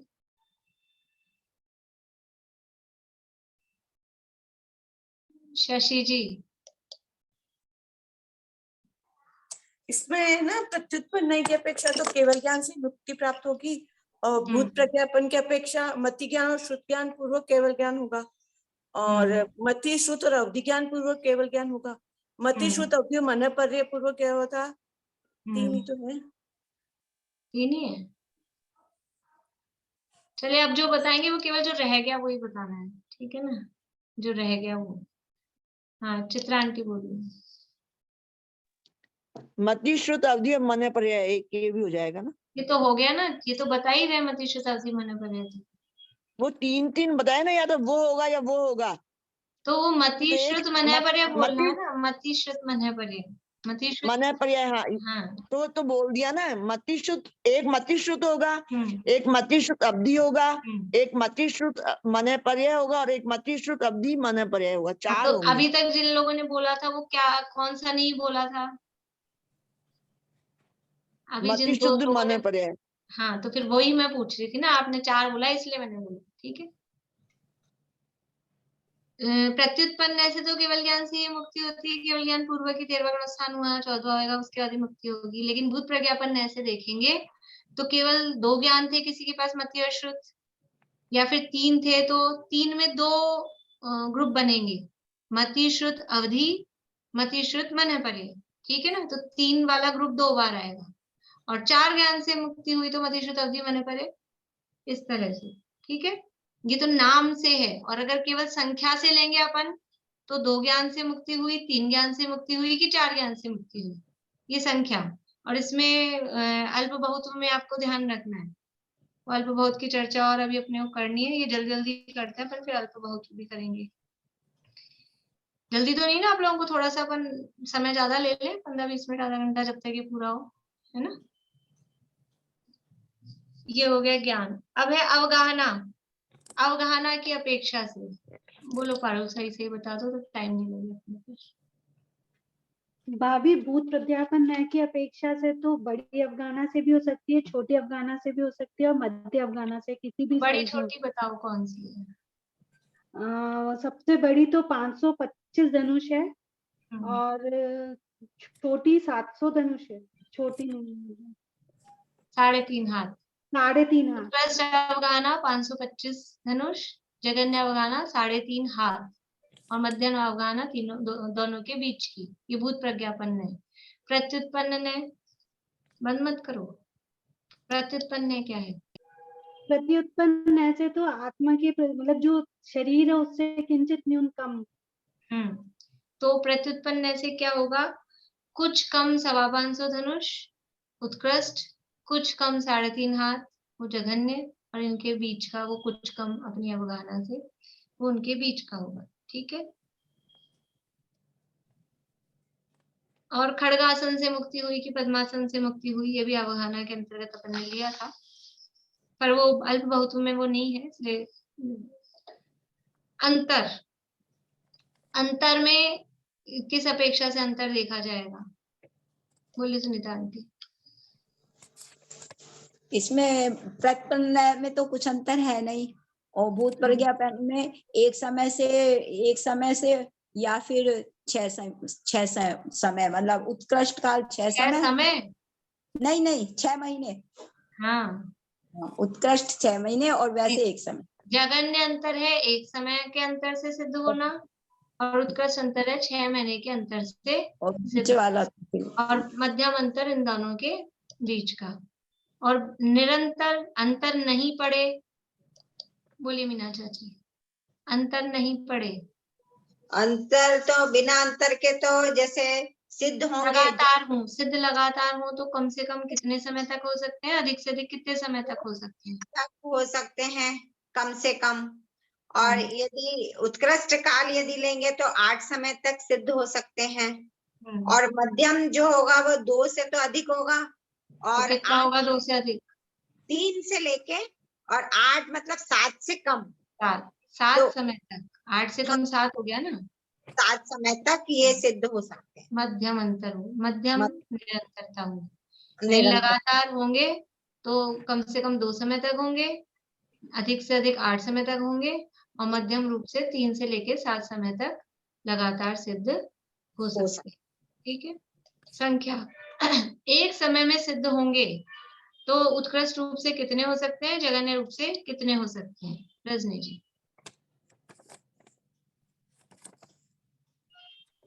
एक समय में एक सिद्ध और है ना, मतलब कि क्या था आपका उत्कृष्ट वे 108।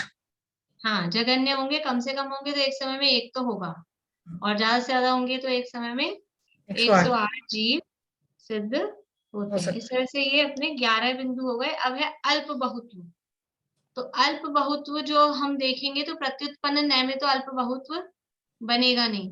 जो भी अल्प बहुत्व हम देख रहे हैं वो सब भूत प्रज्ञापन न्याय की अपेक्षा से ही बन रहा है। क्षेत्र की अपेक्षा में अपने पास में 3-4 पॉइंट हैं, बाकी सब में तो फिर एक एक ही पॉइंट लगेंगे। क्षेत्र की अपेक्षा से अल्प बहुत्व, मैं आपको पॉइंट बता रही हूँ, उसमें आपको अल्प बहुत्व बताना है, कम ज्यादा किस किस में हो रहे हैं वो आपको बताना है। यानी लवण समुद्र, धातकी खंड, जम्बूद्वीप, लवण समुद्र, कालोदरी समुद्र, धातकी खंड और पुष्कर, इन पांचों में आपको अल्प बहुत्व बताना है। सबसे ज्यादा कहाँ से गए, सबसे कम कहाँ से गए, तो कम से ज्यादा की तरफ चलना है। सबसे कम कहाँ, फिर उससे ज्यादा, उससे ज्यादा, उससे ज्यादा, ऐसे। 13 तारीख का प्रवचन यूट्यूब पे नहीं आया है। हाँ, आज डलवाऊंगी, आज डलवाऊंगी। और ये आज का, ये दोनों डलवा देंगे। हाँ, अबे आप जवाब दीजिए ये। हाँ, जम्बूद्वीप, लवण समुद्र, धातकी खंड, कालोदरी और पुष्करार्ड, इन पांचों में अल्प बहुत्व बताना है सिद्धों का। कम से अधिक की तरफ आपको बताना है। सबसे कम लवण समुद्र से, फिर कालोदरी समुद्र से, फिर जम्बूद्वीप से, और फिर धातकी खंड से, और फिर पुष्करार्ड द्वीप से। बढ़िया, ठीक है। अब यानी जन्म सिद्ध की अपेक्षा 15 कर्म भूमिया और अपहरण सिद्ध की अपेक्षा पूरा 2.5 द्वीप, इसमें अल्प बहुत्व बताना है। बोलिए आभा जी। नहीं पता। नहीं, आपने हैंड रेज क्यों किया था? उसके लिए मैंने लवण समुद्र और उसके लिए। चलिए, आप लोग समुद्र जवाब घाट देने के लिए हैंड रेज नहीं करें, मैं पूछती जा रही हूँ अपने आप से ही। पूछना हो किसी को प्रश्न तो ही हैंड रेज करिए। ये पहले वाला पता नहीं रिपीट कर चलता है। दीजिए। ये है लवण समुद्र, उससे ज्यादा कालोदरी समुद्र, उससे ज्यादा जम्बूद्वीप, उससे ज्यादा धातकी खंड द्वीप, और सबसे ज्यादा पुष्करार्ड द्वीप।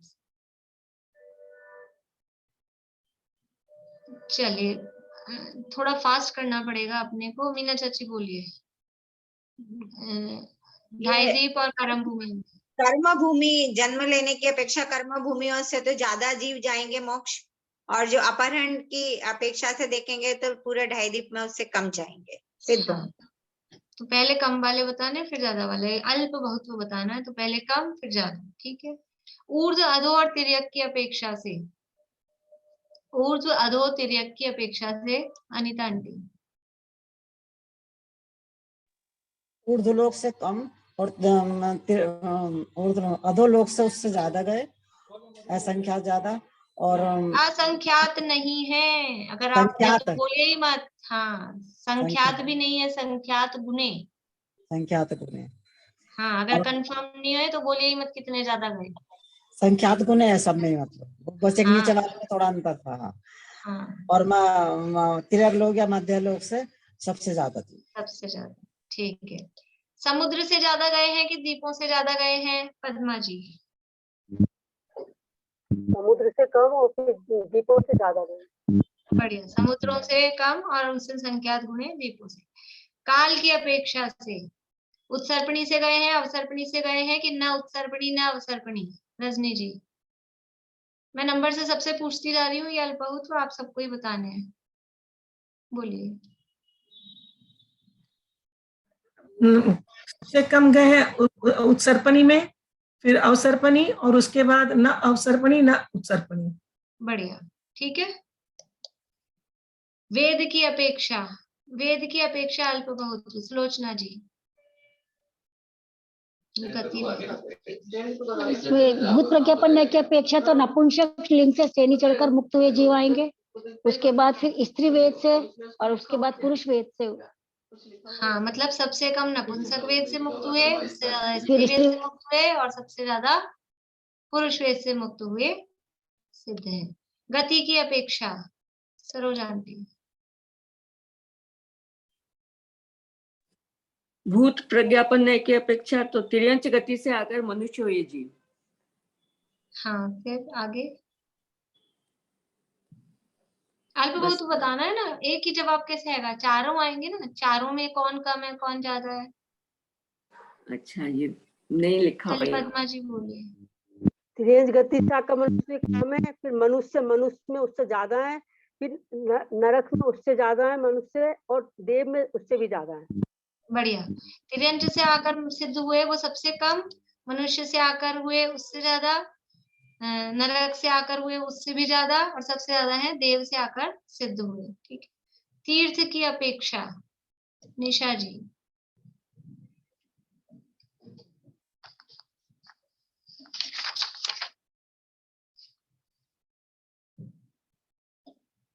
बोल रहे आप? मैम मुझे नहीं आ रहा ये वाला, अभी देखूंगी, मेरी शशि रिकॉर्डिंग जी। छूट गई है। शशि जी। की अपेक्षा से भी नहीं आ रहा, ध्यान नहीं आ रहा। एक सुमन जी।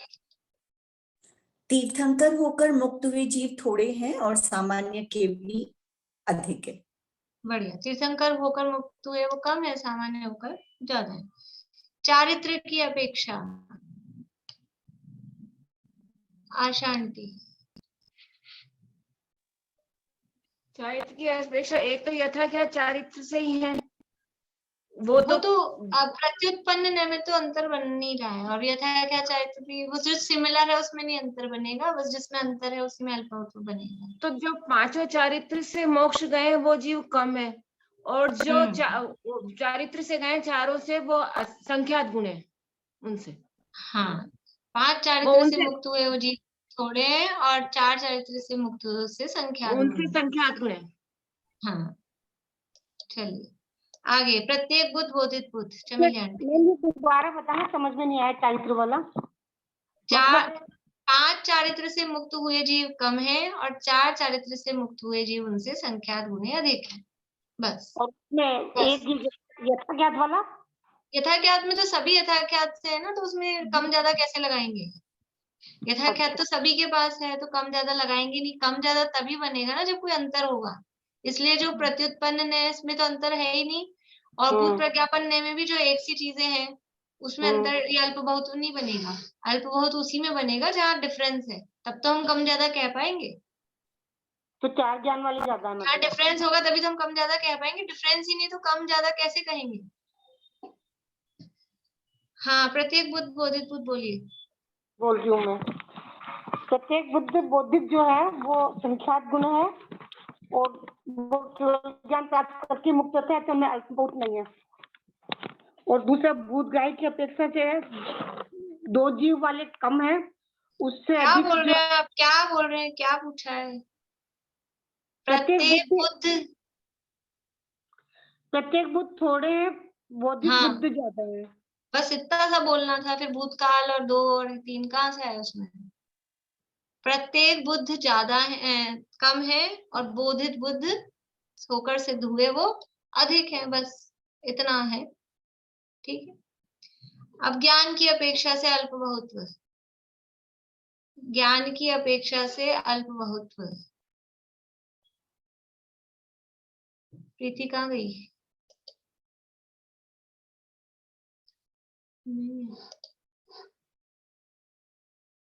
चलिए आभा जी बोलिए।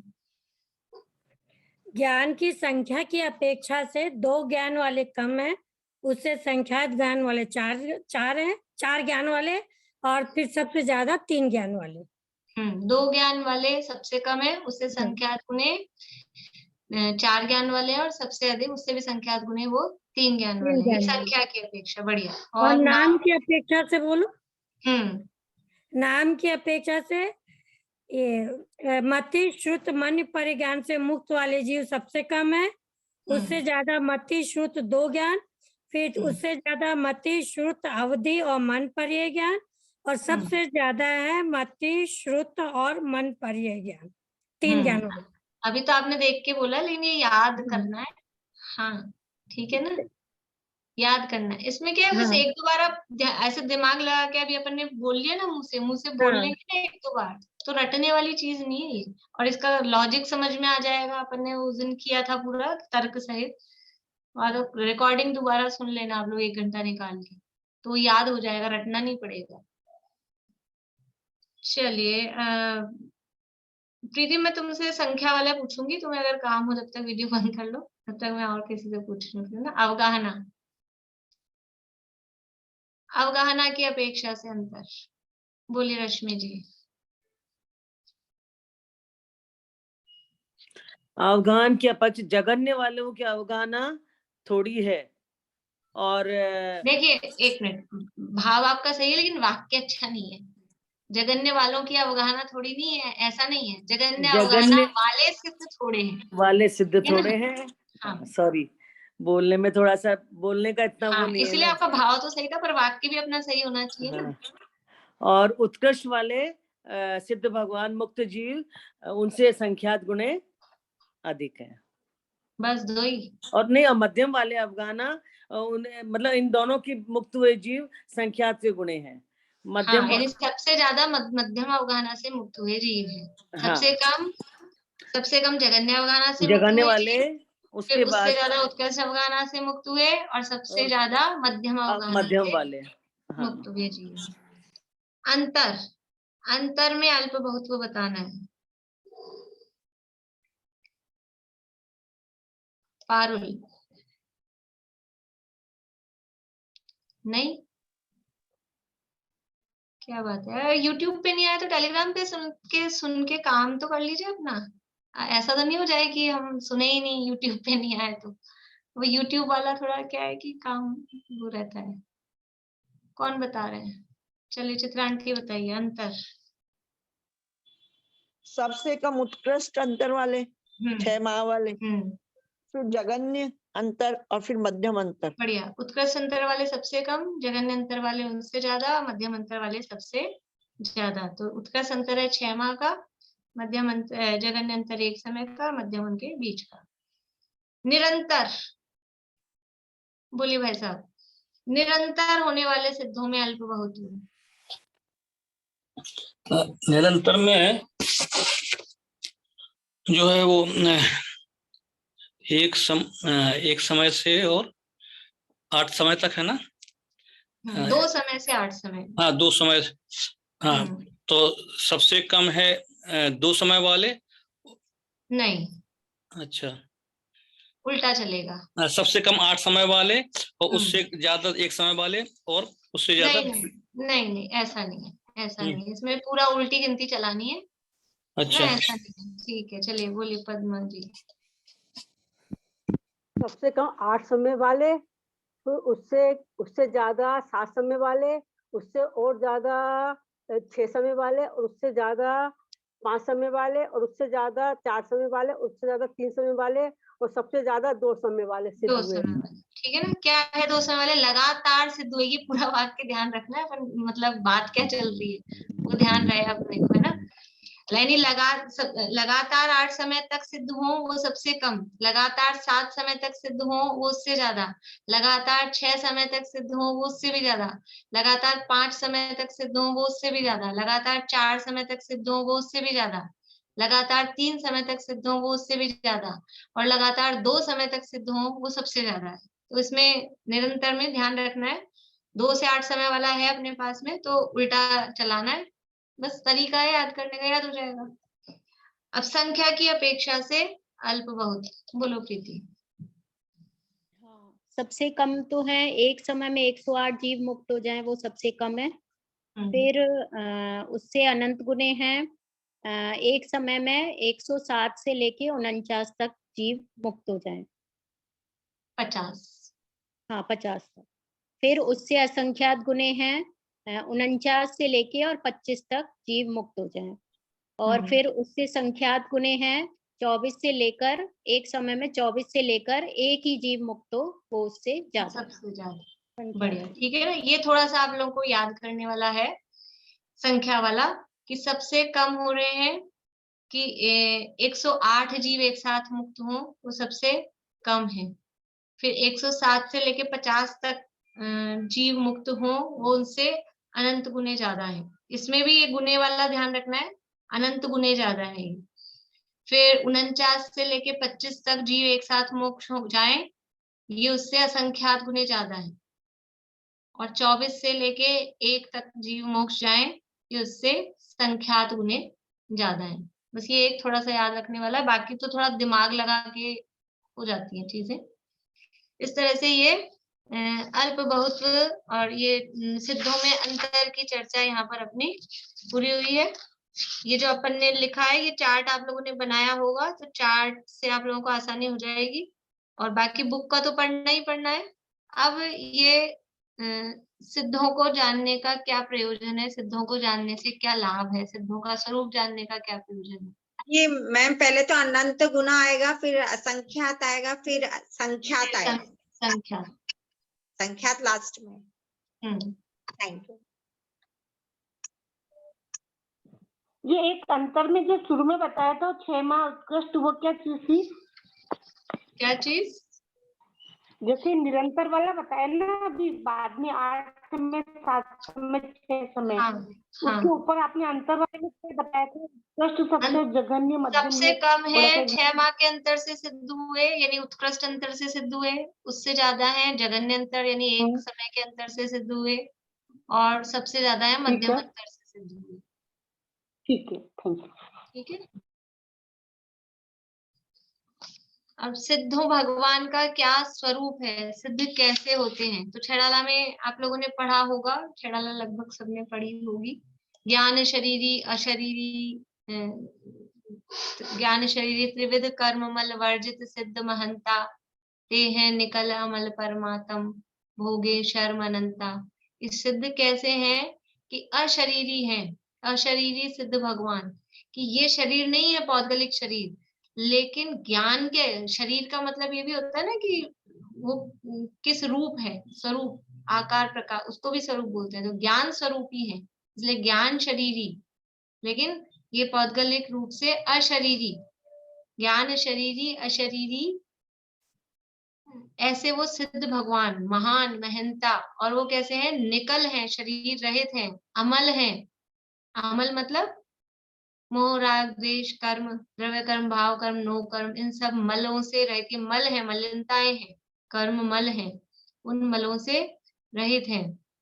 ते हैं निकल अमल परमात्म भोगे शर्म अनंता। शर्म का मतलब होता है सुख, अनंत सुख भोगते हैं।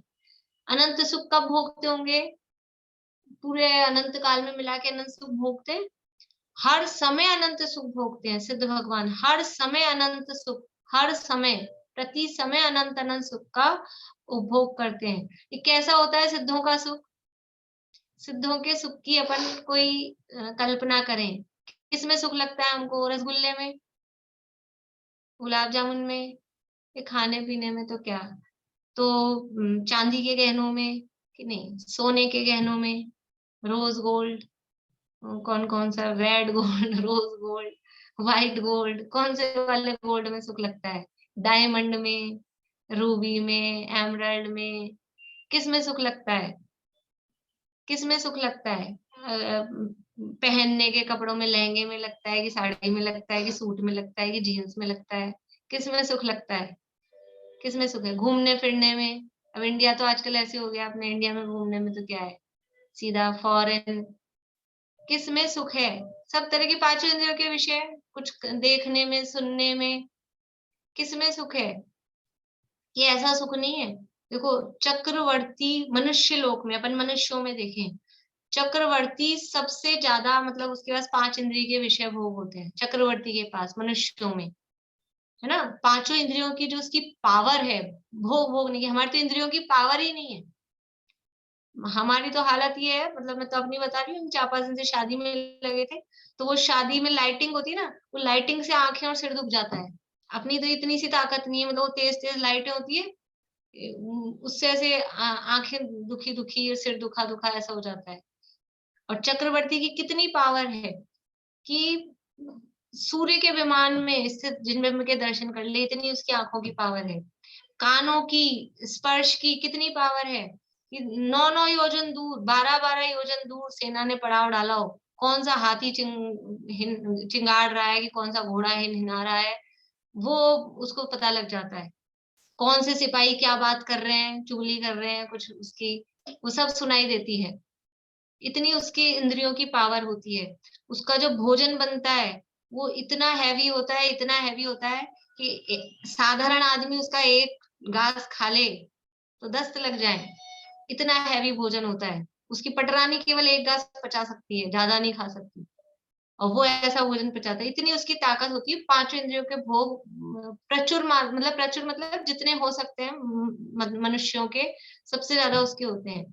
और चक्रवर्ती के भोगों से अनंत गुना भोग भोग भूमिया के जीवों के होते हैं।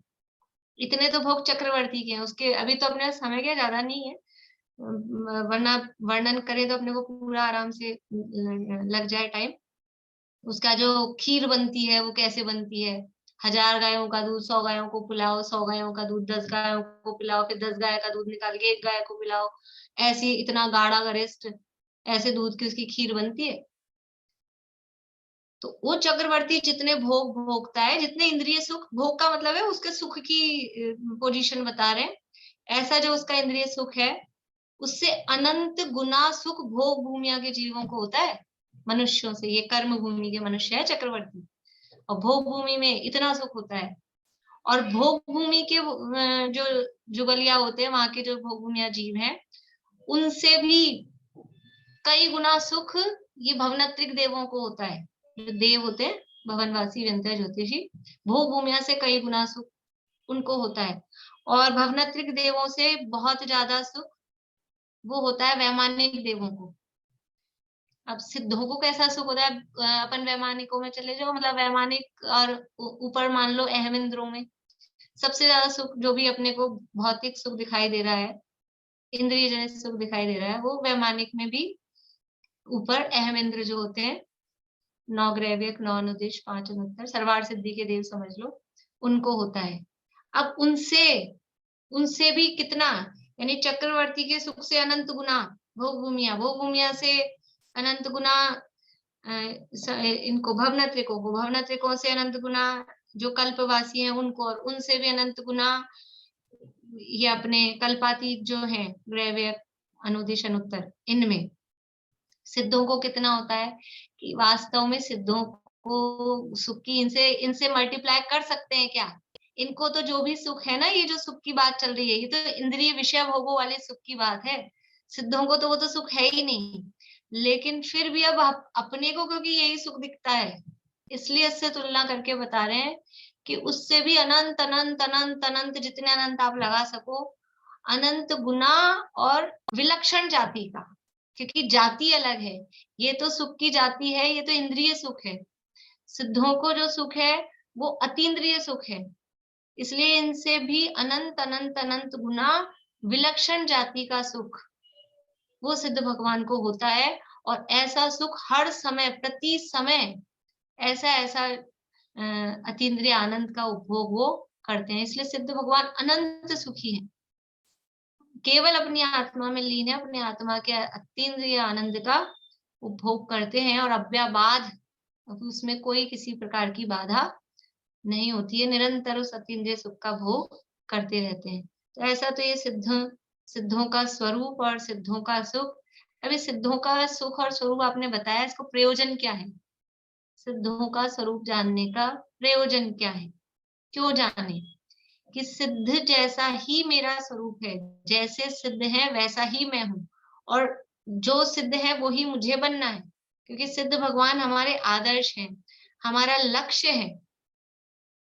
तो एक तो वो लक्ष्य की प्राप्ति कब होगी कि उस स्वरूप को जब हम अपने में ध्याएंगे, वैसा अपना स्वरूप स्वीकार करेंगे कि मैं ये दुखी रहना मेरा स्वरूप नहीं है, ये कर्म सहित इस संसार में डूबे रहना ये मेरा स्वरूप नहीं है। तो मेरा स्वरूप क्या है कि अपनी आत्मा में लीन रहना, अपने सुख का भोग करना, कर्मों से मुक्त रहना, ये मेरा स्वरूप है। तो सिद्धों को देखकर अपने स्वरूप को देखेंगे, और अपने स्वरूप को देखकर फिर हम भी सिद्ध बन जाएंगे। ये उस सिद्धों को जानने का प्रयोजन है। ये मोक्ष तत्व का वर्णन क्यों किया? मोक्ष तत्व के वर्णन का क्या प्रयोजन है कि हमारा अंतिम लक्ष्य तो वही है ना, मोक्ष की प्राप्ति। इसलिए ये सिद्धों का स्वरूप बताया। सिद्धों को इस समान अपने स्वरूप को ध्याकर हम भी सिद्ध बन जाएं, ये सिद्धों के जानने का हमारा प्रयोजन होना चाहिए। इस प्रकार से समय अपना हो गया, 1.5 घंटा हो गया, तो वो आप रिवीजन अपने आप कर लेना। सिद्धशिला कितनी बड़ी है और सिद्धालय कहाँ है, वो जो अपन ने किया था ना, वो शायद मैंने भेज भी दिया ना फोटो खींच के, वो मैंने भेज भी दिया है। तो जिनके पास नहीं भी हो, 2-4-5 दिन पहले शायद भेजा था मैंने, तो आप लोग देख लेना, तो वो उसमें से पढ़ लेना। बाकी ये बुक में जो भी है वो कम से कम 4-4 बार आपको पढ़ना। और अभी तो आज 20 तारीख हुई है, 24 को एग्जाम है, तो आपके पास समय भी है। कोई क्लास छूट गई हो तो वो 13 तारीख वाली आज डलवा दूंगी, और ये भी आज डलवा दूंगी, तो वो आप वापस से सुन लीजिएगा। बोलिए चित्रा आंटी। ये जो अभी आपने सिद्धों के लाभ और ये बताया ना लास्ट में, इसमें से क्या क्वेश्चन बनेगा? अब आप देख लीजिएगा, प्रश्न तो जो भी बने इसमें से बनेगा क्या? हाँ, प्रश्न बनेगा। सिद्धों के 8 जो गुण लिखाए हैं उसमें से भी प्रश्न बनेगा, इसलिए वो ये मैंने आपको पहले लिखवा दिया था कि छूट नहीं जाए, ठीक है ना। और ये बुक के अलावा भी आएगा, मतलब बुक के हाँ, अलावा? बुक के अलावा जो ये अपन ने पढ़ा है ना, ये अल्प बहुत्व में अंतर में थोड़ा बहुत पढ़ा है बुक के अलावा, और सिद्धशिला सिद्धालय वाला जो वर्णन पढ़ा है वो, क्योंकि इसमें अध्याय में ज्यादा कुछ है ही नहीं। और एक ये भी अभी बताया जो आपने सिद्धों का सुख वाला बात बताइए। हाँ हाँ, बोले सुमन जी। ये जो चार्ट बनाने की आप बात कह रहे हैं ना, एक अल्प बहुत्व में चार्ट बनाए या वो प्रत्युत्पन्न नए और भूत 11 जो पॉइंट है ना, वो 11 का तो अलग बन जाएगा। और अल्प बहुत्व के लिए मैंने आपको वो लेस ग्रेटर देन वाला साइन बता के जो बताया था, उस तरह से चार्ट के रूप में वैसा लिख सकते हैं शॉर्ट में। मैंने वो बताया था उस दिन साइन बना के, जैसे सबसे कम है लवण समुद्र से सिद्धवेद, वो लिखा, फिर वो साइन लगाया, ग्रेटर देन कालोदधी समुद्र, फिर ग्रेटर देन जम्बूद्वीप, फिर ग्रेटर देन, ऐसा करके वो शॉर्ट में बनाने के लिए, क्योंकि पूरे पूरे वाक्य लिखेंगे तो वो याद, मतलब चार्ट का मतलब ये है उसको खोल के आप याद देख सको, याद कर सको। किसी ने अगर लिखा हो ऐसा अच्छा साफ सुथरा तो मुझे आप भेज दें, तो मैं ग्रुप में डाल दूंगी। हाँ ठीक है, नहीं तो रिकॉर्डिंग सुन के और बुक पढ़ के चार्ट बना ले। हाँ ठीक है, बोलिए रजनी। मंडे को दे सकती हो? Monday exam? हाँ, 26 को, 24 की जगह। अब एग्जाम की तो डेट अपन ने 24 कर ली है, आपको 26 को देना हो तो आप 26 को दे दीजिएगा। कर सकती हूँ अगर आपको असुविधा हो कुछ ज्यादा ही तो ठीक है, बाकी अब 24 अपन ने फिक्स कर ली तो 24 को ठीक है। नहीं, इसलिए मैंने अपना ही पूछा कि मैं कर सकती हूँ। आवाज पता नहीं कट कट के आ रही है, तो मुझे, मैं कुछ अपने अंदाज से समझ रही हूँ, या तो मेरा नेटवर्क स्लो है शायद। ठीक है, चलिए बोलिए निशा जी। मैं भी आगे दे सकती हूँ? अभी मैंने आप लोगों को कॉमन रूप से कह दिया है, अब अपने पर्सनल एक एक नहीं बोले, मैंने कह दिया ना कॉमन रूप से, तो पर ऐसा नहीं हो कि सभी लोग आधे से ज्यादा 26 को ही दें। डेट अपनी 24 है तो कोशिश करें 24 को ही दें, जिसको बहुत ही इमरजेंसी वाली प्रॉब्लम हो उसके लिए फिर आप बाद में दे दें। अब एक एक व्यक्ति ये नहीं पूछे मुझे, ठीक है। बोलिए बेला जी। मैम वो एक आपने जो भेजा था ना व्हाट्सएप में, शिला कहाँ है कैसी है, उसमें लास्ट वर्ड क्लियर नहीं है मेरे को। अंत में इसकी मोटाई अंगुल के असंख्यात, हाँ वो थोड़ा लिखा हुआ कॉर्नर में था, उसको लिख लीजिए।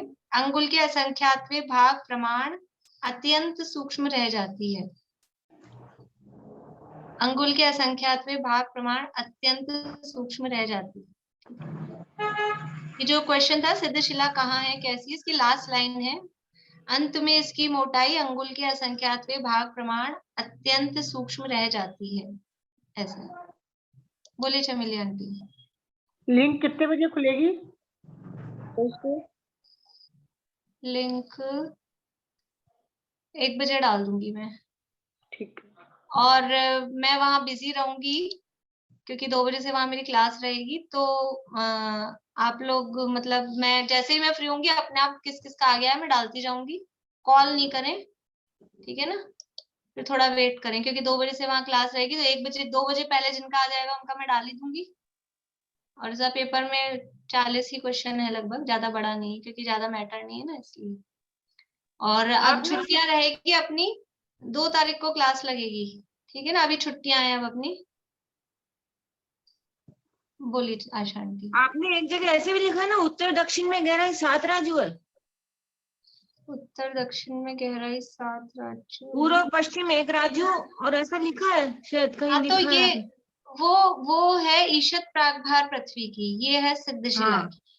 वो हाँ, अंतर, ईशत प्रागभार 7 राजू गहराई। हाँ, तो वो ईशत प्रागभार पृथ्वी की जैसे पूरी और 7 पृथ्वी, राजू है। जैसे हाँ, और पृथ्वी है वैसे। हाँ, हाँ। रजनी जी आपका हो गया? नहीं, मैं वही पूछ रही थी, क्लास अब आगे और नहीं होगा ना रिवीजन नहीं, का? अब क्लास नहीं होगी। 24 का सीधे एग्जाम और होगा। एग्जाम के बाद सीधे एग्जाम के बाद 2 तारीख को लगेगी, है ना। और आप लोगों ने ग्रंथ के लिए बहुत कम लोगों ने एड्रेस मुझे भेजे हैं, और फिर 23 तारीख से मैं बिजी हो जाऊंगी, तो मैं मैसेज भी कम देख पाऊंगी। तो आप लोगों को चाहिए ग्रंथ तो मुझे एड्रेस भेज दीजिए, वो फिर पहुंचेगा भी आप लोगों तक। बोलिए रेखा जी। मैं 8-10 दिन से बाहर थी, आउट ऑफ स्टेशन थी, तो फिर कैसे एग्जाम की पूरी तैयारी? अभी तो 4 दिन तो एग्जाम में बाकी है, 4 दिन बहुत है, 9 तो सूत्र हैं खाली, कितना सा तो विषय है। पढ़ लीजिए, पढ़ लीजिए। बोलिए शशि जी। मैं तो बोल रही थी, यदि बीच में कभी भी आधा घंटा 1 घंटा सुबह शाम वक्त मिल जाए तो रिवीजन एक बार और ले ले, तो इस हिसाब से मतलब आपको टाइम मिले तो सुविधा मुश्किल है, कल टाइम है नहीं, फिर 22 से 23 को मैं बाहर जा रही हूँ। 23 के दिन नहीं रहेगा। ठीक है। और परसों का दिन है, देखिएगा ये आपको समझ इसलिए नहीं मैंने आज लगे। पूरा शुरू से कराया, पहले सूत्र से हाँ, लेके, हाँ। है ना। ठीक, चलिए जिनवाणी स्थिति करेंगे। बोलेंगे कोई आप लोग?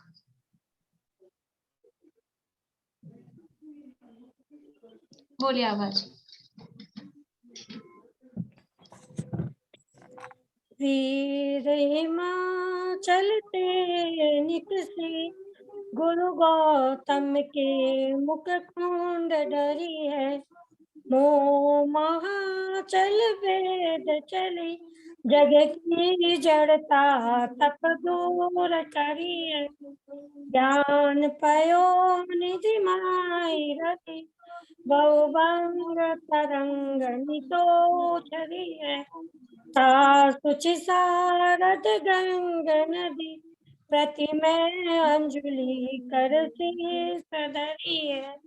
अंजलि कर शीस धरी है। ते जिनवानी के ध्यान ते तुझे लोकालोक, सोवानी मस्तक धरूं सदा दे तुम दो। हे जिनवानी भारती तो जपू दिन रहे, जो तेरी शरणागत सो पावे सुख छे। जय बोलो जी द्वादशम जिनवानी माता की जय।